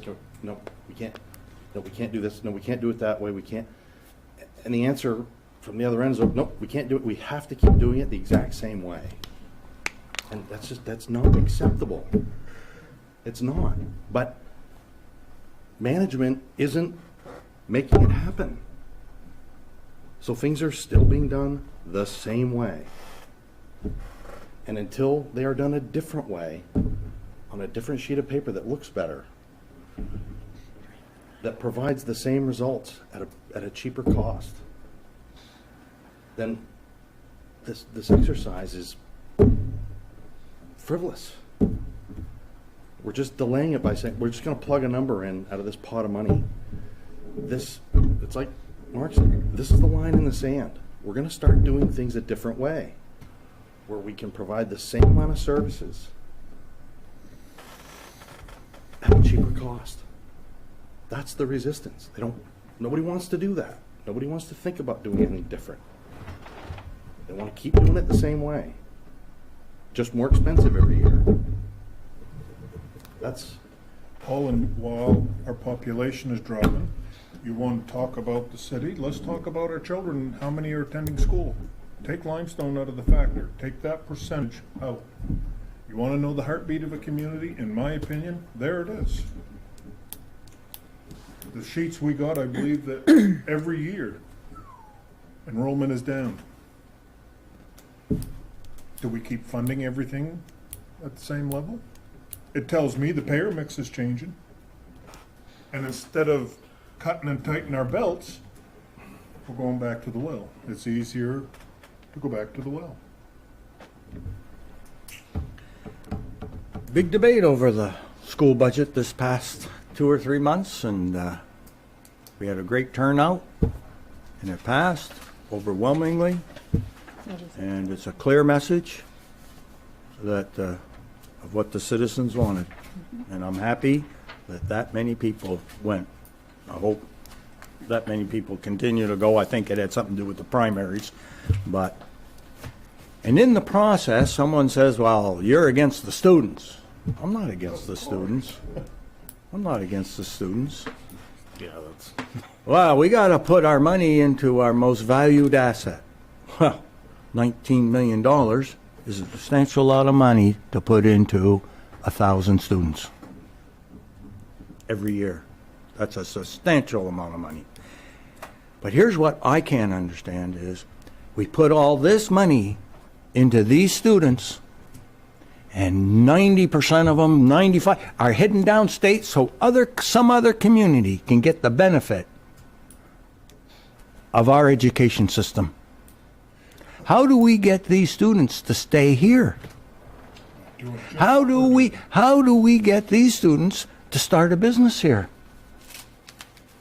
When I tell people this, they say, well, why don't you create some jobs? It's not my job I'm creating jobs out to the farm, but it's not the city council's job. It's to give the environment of how can we make this town grow. Keep those students here. Keep that asset, that valuable asset here. We're not even looking at that point of view. And part of having a less tax burden on our businesses, less regulation, three-legged stool, taxes, regulation, and energy costs. Can't do anything about energy, but we sure can do something about taxation, and we can do stuff about regulation from our side of the point. And this is a step. And you would have to ask, I do, with all due respect, a 19 million, was it? Brand new school. Are we putting smarter kids out on the street? What are the educational benefits to the kids? Okay, so there's a new school, fair enough, that was voted on. What's that going to do for kids? Now some will say, oh, that environment, they're going to want to learn. Wow, that's kind of like build it and they will come. It's already done, fair enough. 19 million this year. God only knows what next year will be. Is the education to our children increasing? Or are we buying a pig in the poke?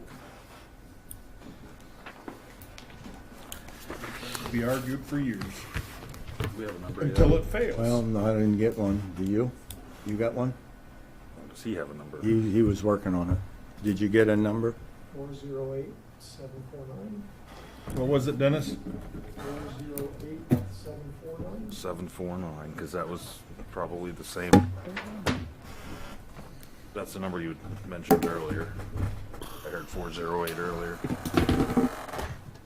You mean you want that much to plug in? You're going to cut from the expense budget. I thought you said you had $175,000 you could. That's what I'm saying. If we're gonna cut that out of the budget, then that pot goes down. Yeah, Dennis, we're looking for the smallest number we can. Please help us here. We're looking for the smallest number. We're on the edge here. I mean, I'm not gonna vote for $408,000. And if that means we gotta sit as a council and, then I guess we have to sit as a council and go in and show where to cut it. Something's gotta be done. 238, 749. Okay, that's the number I thought it had. Okay, that's 238. 749, and that includes 125 out of the expenses. That, 170 out of the expenses. okay. Tonight,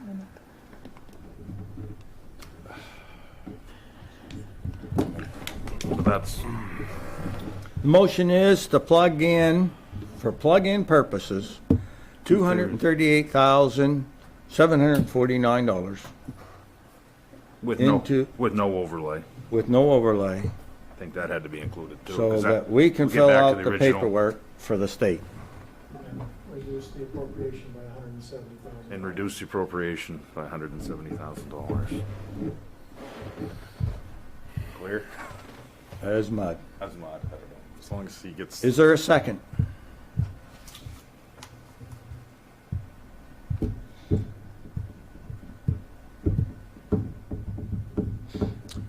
I'll second it.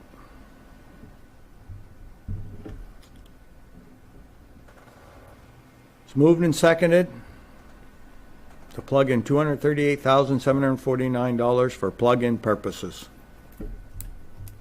Any comments or questions? Doug? Protocol for removing that money is the same as it is now, that the council has to have a majority before the funds can be touched. Yes. Can you add that to your motion, Jody? I'll add that because that's part of the rainy day. Well, it fund. is now, right? It is now. It's already in place. so That's already in place. I'm just Oh, reaffirming. I'm that saying, okay. That'll Nobody still. gets their hooks on that unless it's voted by a majority of the council. I do not need to add that if that's already in No, place. I thought that was the whole Okay. thing with that fund. I'm No, just that is. asking for, That has to be, everything that comes out of that has to go before. Any other comments or questions? boy, it stinks. I don't know. All those in favor? Can I put for the record, I'm voting on this so I can go home tonight? We can excuse Yes. you. No, I'm voting for it so I can go home tonight. Well, that's not a good reason why. Hey, it's your party, you can vote anyway. Right. Okay, I gotta have a, okay, I gotta count.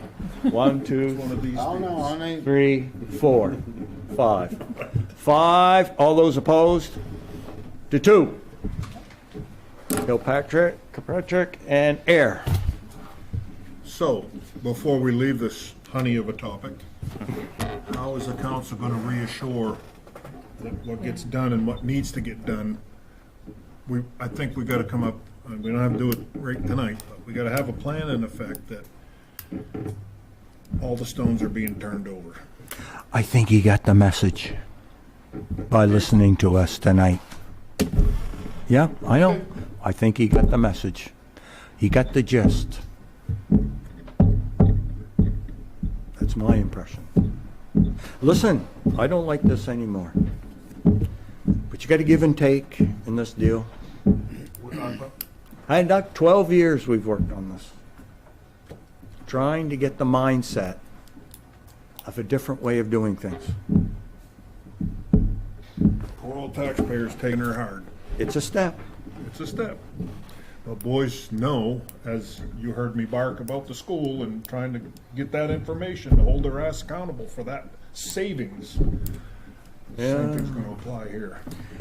Money. Money for this one seat right here is gonna be like taking your tooth out. Now, but by the fact that we have to vote on coming out of that account. What's also, that?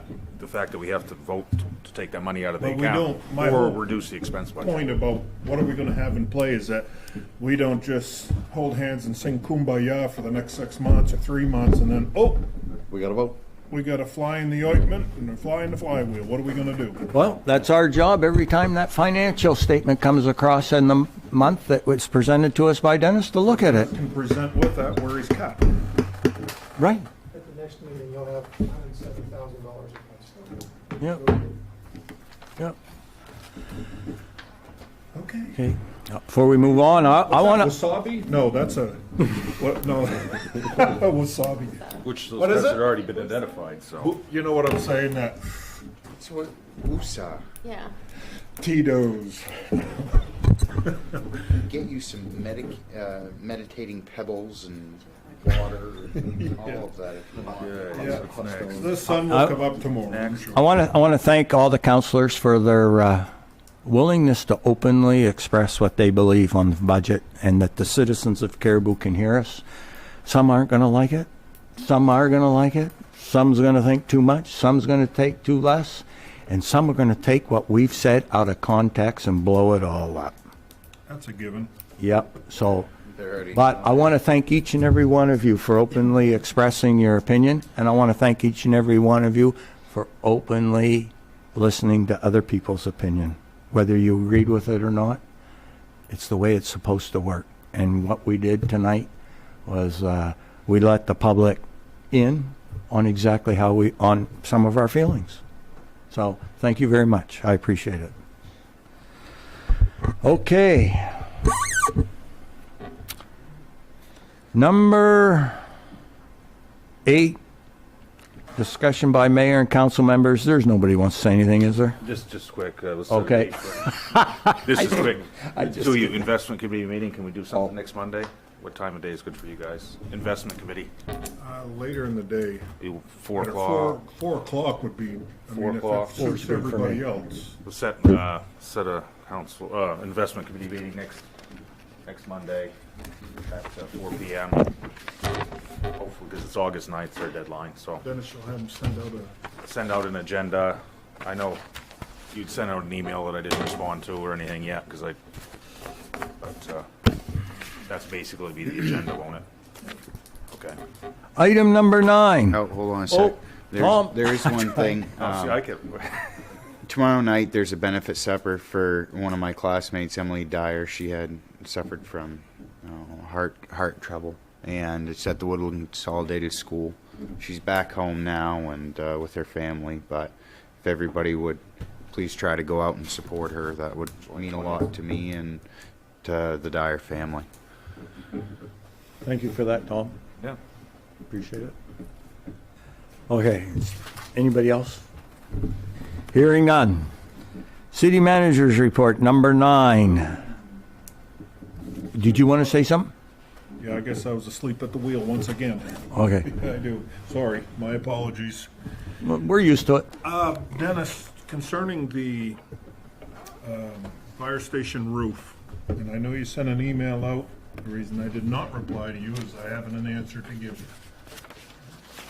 Through discussion, I, for one, am having a hard time swallowing the excuse about the roof. And I'm going to talk directly about the engineering firm. I would like to ask if the council agrees that we have a representative of Sewell come in here and explain, for me personally, is explain how they determine the trusses, the strength had depleted, whatever you want to call it. All of a sudden, they're no good. And I'm assuming they're going to come in and say, well, the codes have been rewritten. I don't care about that. Tell me how the structural has weakened in that building. Did they do a test? Because maybe they did and I didn't know that. Some sort of test on that steel. Do we want to do that here or with the building committee first? Well, I'm assuming that it would give every counselor here at our next meeting a chance to ask a question.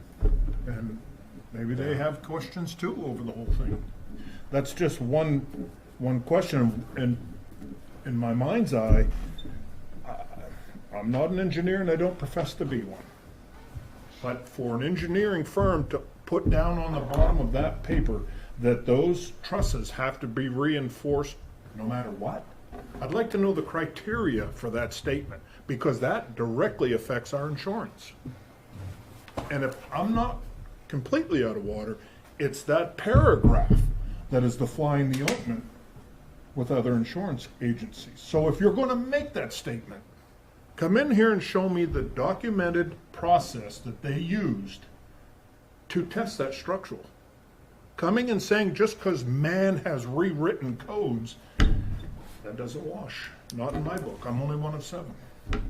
That would mean that, well, every commercial business and every building that the city owns that hasn't been recently built could fall under that same thing.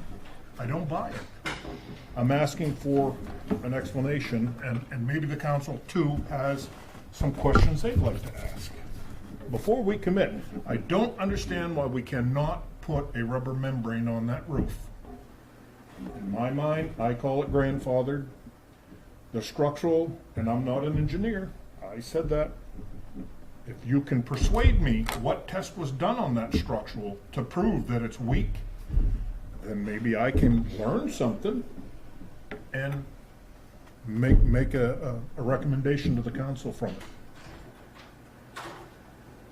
That money could be spent, in my mind's eye, one of 7, by putting a new membrane down and the rest being brought down within the facility. Air handling units, wall, there's a litany of things that have been neglected of the taxpayer's asset on that one building. And we're talking about where's that money going to come from? My opinion is going to start with some accounts within that fire station for the repairs. I'm just one of 7. But I would like to ask at least to get their representatives here to explain to me how the test and what test they used to determine the structural was too weak. That you couldn't take one rubber off and put a new one on. Please, thank you. So I guess that's we're going to ask the Sewell, was it Sewell? I think it's Sewell, right? Yeah. We're going to ask the Sewell Company to come to our, send out an invitation to the Sewell Company to come to our next Caribou City Council. I mean, I'm just want to say, I'd like to have it here so we can ask questions. Yeah. I mean, I can't believe just changing the rubber, you have to go to the new snow loads. I always thought there was something called grandfathered in or something. If Doug, I mean, like Doug said, if there's something wrong with the trusses. Yeah, if you did a test Okay. that I'm unaware of, I'm willing to learn about it. I get it. I get it. Joan? Did the insurance company do their own inspection, or did they take the information just from Sewell? Did they send somebody up, a risk management or something like that, to come up and do their own inspection? They did what I would call a windshield inspection, and they walked through the building, they identified possible things to be looked at in more detail. And so that's the only type of inspection that the insurance company did. Okay. I'm going to use that term, windshield inspection. I like that. Yeah, I do too. 'Cause that has got to be the worst inspection in the world. Okay. Anything else from anybody? I'm getting the bedtime silly, so we need to. Last council meeting, I said I was going to name the committee to the blight for the land bank. We got a letter, all the councilors got a letter, I'm going to say 3 months ago, from John Swanberg, who is president of BIG, offering his services. So instead of the council naming it, I asked Paul Camping to go talk with John Swanberg, and let's follow. I just kind of, before we start naming people to this deal, why don't we ask the people who said they were willing to help what they think? So I'll get back to you on that report at the next city council meeting, if in fact BIG is still interested in participating, especially in the avenue of land bank. Any other comments or questions? Hearing none. City manager's report. Dennis, 9A, Parham EMS services. There's a memo in the council packet that outlines what we've had so far. with, as far as relationship with EMS and the city of the town of Parham. We've made runs out to their community. We told everybody that we, part of this year, that if we don't have a contract with the community, but we make runs, we'll be sending a bill. Just a matter of procedure from our services. And we received a letter from the town of Parham questioning why they were receiving a bill and what right we have to send them a bill for those services. Basically indicating they're not going to pay the bill, and by extension, then they don't want the service out there. And so we published in the newspaper today a notice that we would terminate further services out to the town of Parham.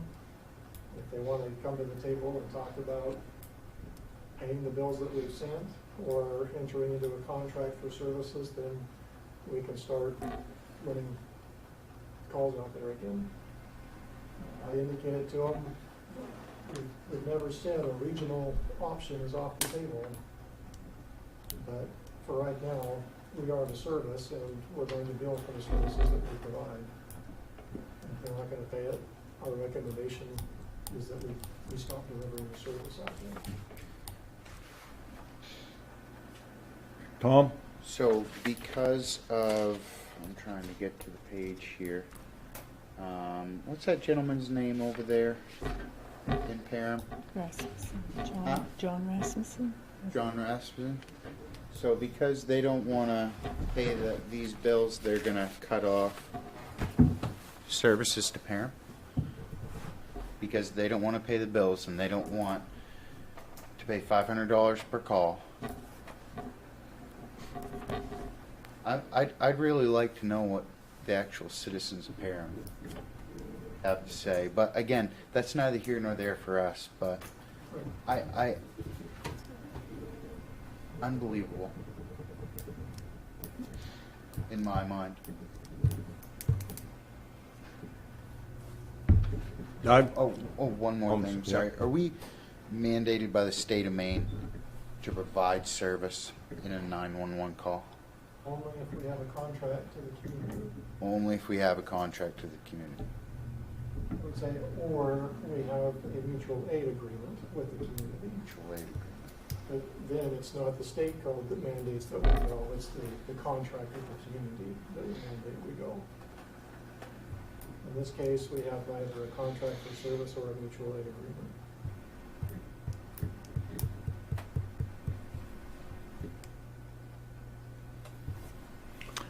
And the service communities ought to understand that we never penciled in anything for administrative costs when we figured out that $100.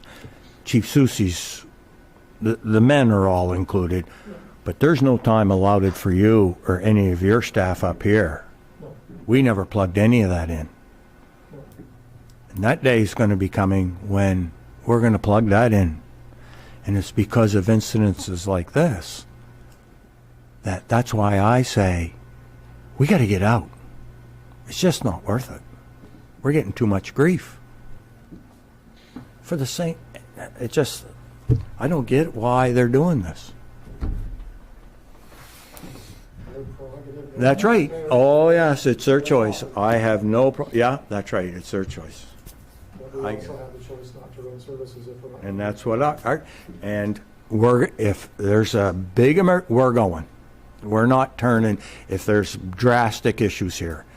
But someone calls because they think they're sick, we don't have to go. Okay.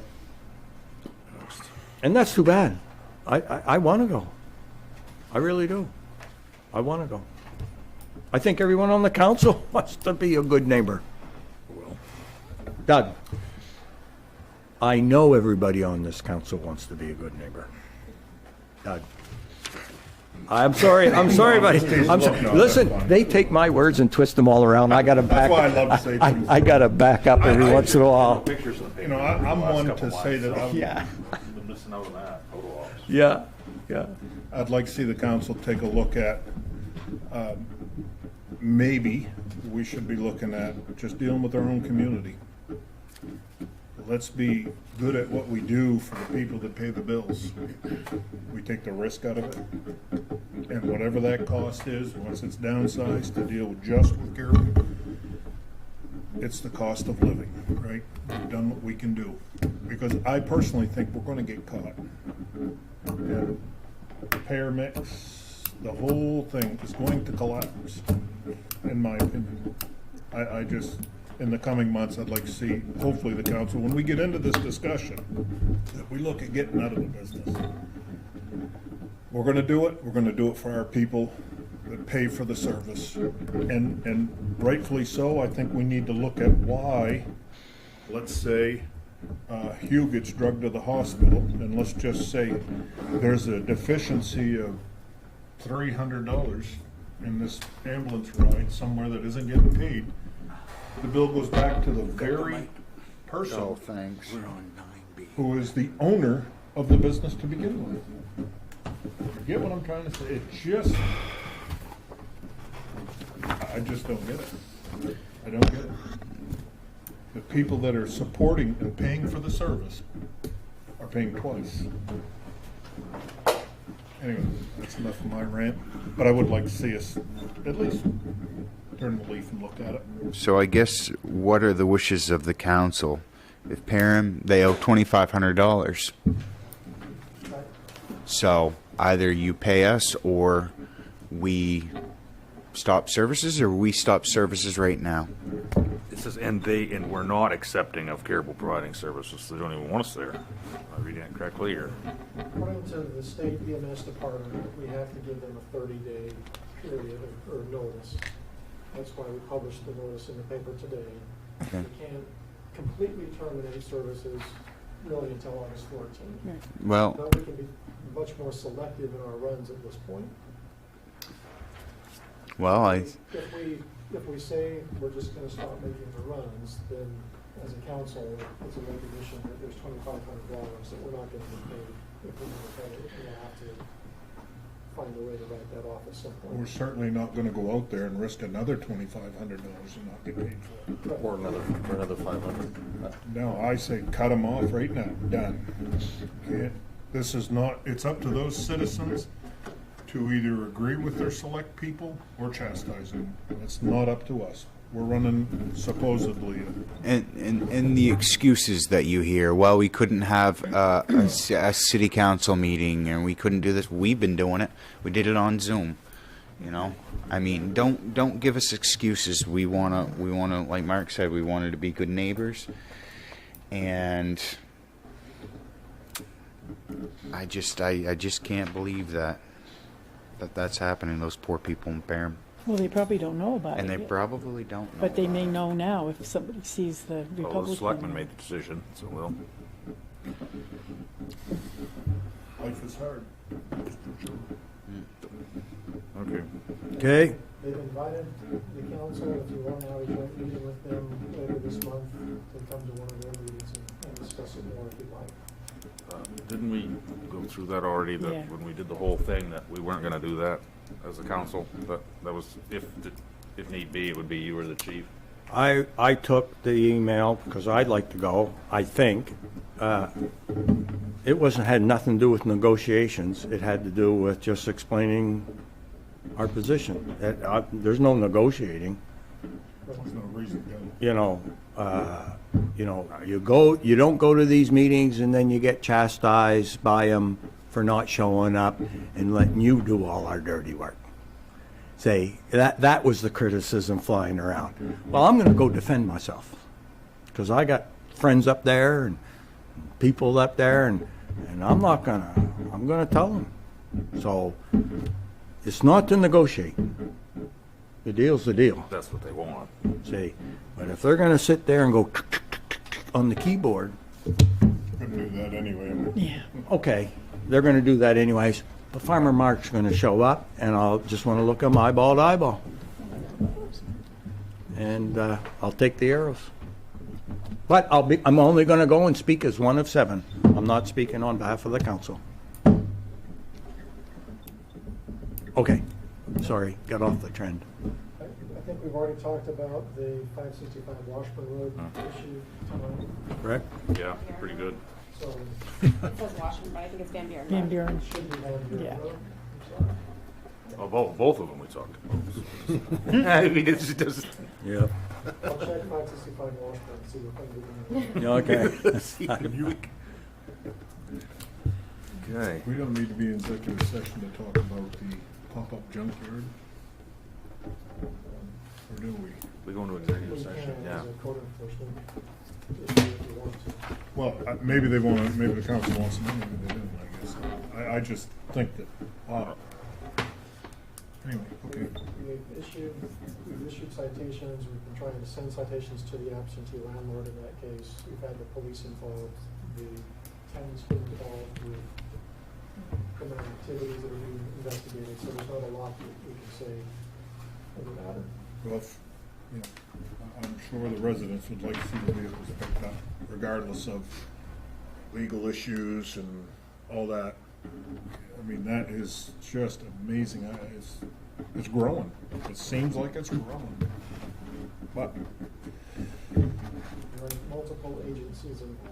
so what is our recourse? And I'm only talking about the junkyard right now, just this month. How do we get it cleaned up?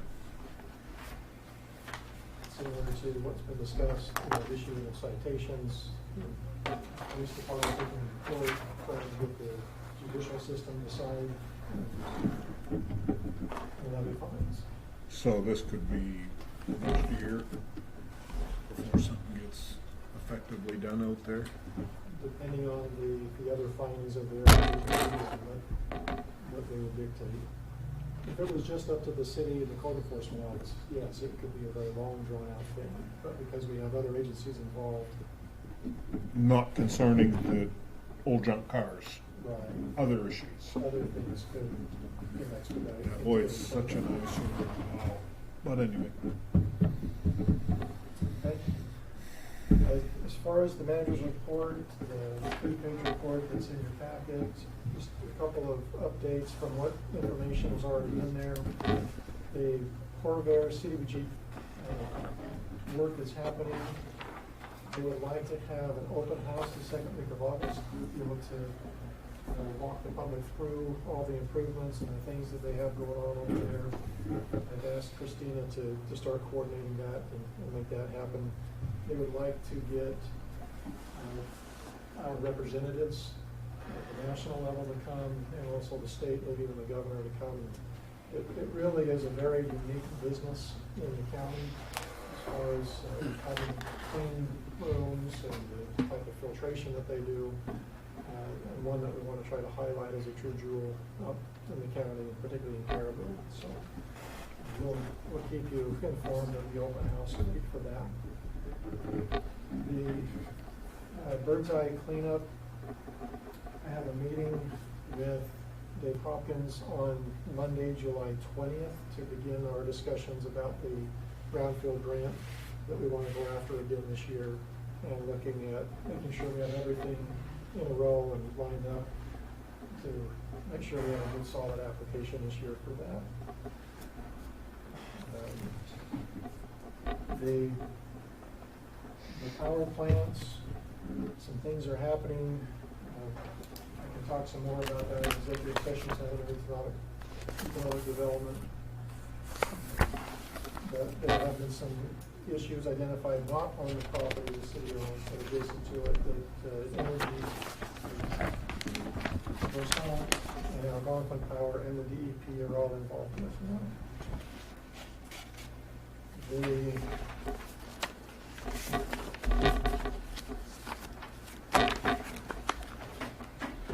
a new line under economic development for the NMDC, the Northern Maine Development Commission. Just a shout out to them and their processes right now. They have quite a bit of funding that comes from the federal different departments, and they are mandated to have that loaned out within a certain period of time. And so they are welcoming of businesses that want to come in and see what kind of funding options there would be available to them and how to utilize those funds. Very competitive rates. Just maybe something to look at if there's a business owner trying to look at some options for expansion or whatever. Union negotiations, The update on that, as far as the Public Works Union, is that our attorney is meeting with the mediator tomorrow to discuss some of the language that we've been talking about for the contract. But we need to start to sit down and look at the police union contract and the fire union contract as a council. We can do 2 hours tonight if you want.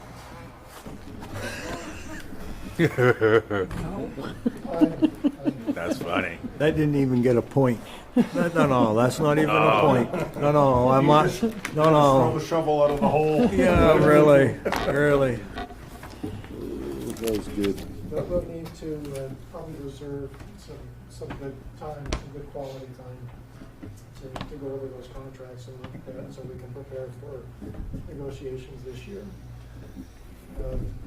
The charter revision, I've included in the report the language that's been drafted in the question. That doesn't have to be finalized at this point, but right now it does have the okay from the city's attorney. If you've got some other changes you think you might want to throw into that, let me know. But right now, that's the language that we have drafted for that question.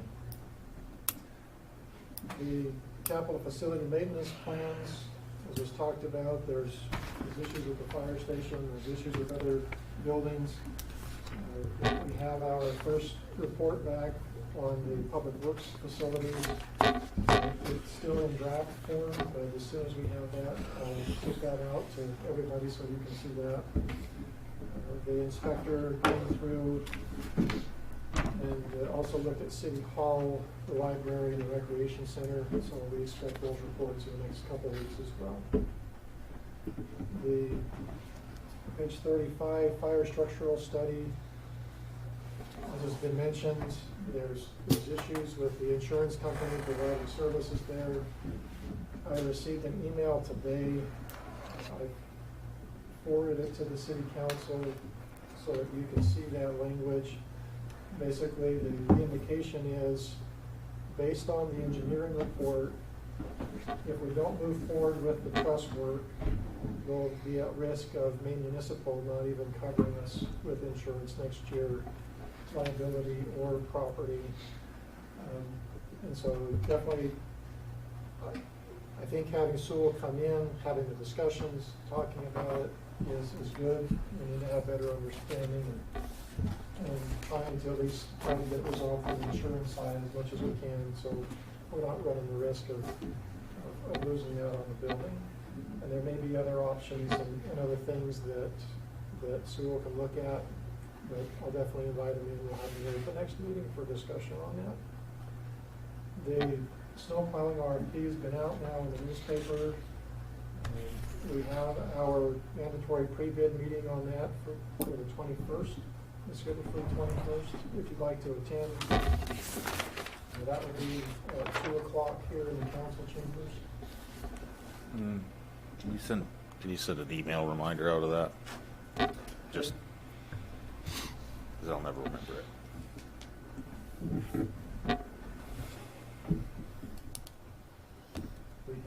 We haven't had any inquiries to date on Okay. T Park. The splash pad is in final design phase. I've reviewed the BRSA design for that, sent back comments, and we're still looking at the bid package that will go out for that work. But the indication that I just got from Mr. Marquis today, the National Park Service, who's their fingers in this project, is putting a lot of pressure on the school district to get that park done. And the hope is that it will be done in the next 4 weeks so that they can turn over the property to the city and they may be able to actually construct the splash pad this year. The time frame that the school project was giving us was a November deadline to turn the park over to us. In that case, we wouldn't be breaking ground for a splash pad at the start of winter, so it would be delayed until next spring. We'll see what happens. pessimistic on this one, that it probably still be a next spring project for the splash pad. But the indication is it could be earlier. The airport, we received notice that the city was awarded the $20,000 grant. And so that money is, it's not actually going to come to us to be in our account. It's a reimbursement grant. And so we'll be able to look at the expenses of the airport and being able to tap into those monies to help out this year. Any questions on anything else that's in that report? Dennis, real quick, the library is open. Yes. I think that's worth noting. On the charter revision, the question, shall the municipality approve the charter amendment summarized below? Am I wrong, but didn't the full council vote on that unanimously, that we would go with this question? I thought we did. You might have been absent, but at the sitting... We adopted the ordinance to go out to vote, but we have to draft the actual question that's going to be on the ballot. Correct. I'm just saying, I assumed that the full council agreed with this change. Right. Maybe I'm We're wrong. just trying to get the actual question language. But can we say that the full council favored this? I mean, how can we show unity that we would like the citizens of Caribou to vote for this? Can you put that on the ballot? I don't even know if you can, but That's, I'll have to look into that. I don't know if that becomes the council steering the vote and if there's issues with that. But fair enough. Can we put an ad in the paper urging people to vote? to vote, yes, I don't think there's any issue with that. But again, I think there might be issues with getting involved in the political process and Really? Okay, forget it. I just wanted to mention, Dennis actually did a presentation on this subject at Rotary today, which I think that helps, right? I mean, getting the word out. I don't know how much of it we had to jump out because we had a meeting at 1, so I didn't see the whole. I mean, did you get a lot of questions or? No, not really. How colorful was your PowerPoint? It was I didn't do one. no. He had a That's colorful, where you went wrong. He had the colored timeline. Yeah. Was good. You know. Okay, I take my question off the table then. Yeah, Joan? I was just going to say, I don't know, I don't want to get involved with saying, yeah, I'm for it or whatever. I voted in favor of putting it on the ballot and allowing the people to decide. Fair enough. Actually, I don't care one way or the other, but I'm not going to go, you know, Fair enough. okay. Yep. Fair enough. And River Road. 2-3 years ago, we gave those people, gave an engineering company quite a bit of money to do some test wells, and they're going to line the road, and they were going to do this, and they were going to do that. I haven't seen a report. I haven't, other than the request that they wanted more money. And I can remember a fellow counselor at the time was very upset with it. And I agreed with him. So I guess it broke down to, well, we're waiting for them to come up and align the road, as if Dave Willett couldn't do that.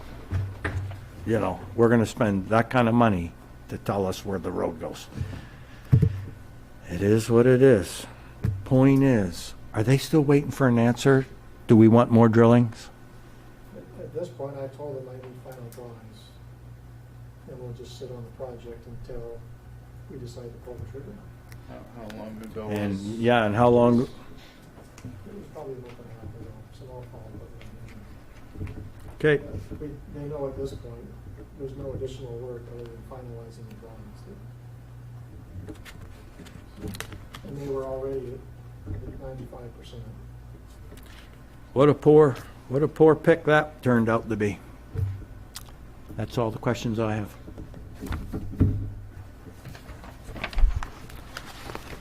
Okay. Any other questions from the council? Hearing none. What do I do with my agenda? Right here. Reports by staff and appointed officials. Oh, skip, there's that one. Staff? Baby, but Danielle provided to you at the beginning of this meeting the Oh, yeah. results from the election yesterday. Yep.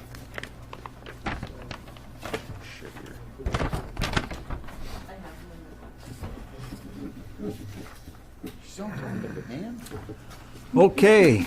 Anything else? Go to executive session for collective bargaining status, update 4056D. Motion on the table to go into executive session 405.6.d. so moved. Second, well, the motion was made by Joe. He's got second. I've got the I think second. I've covered what I need to on 6D if we want to go to 11B.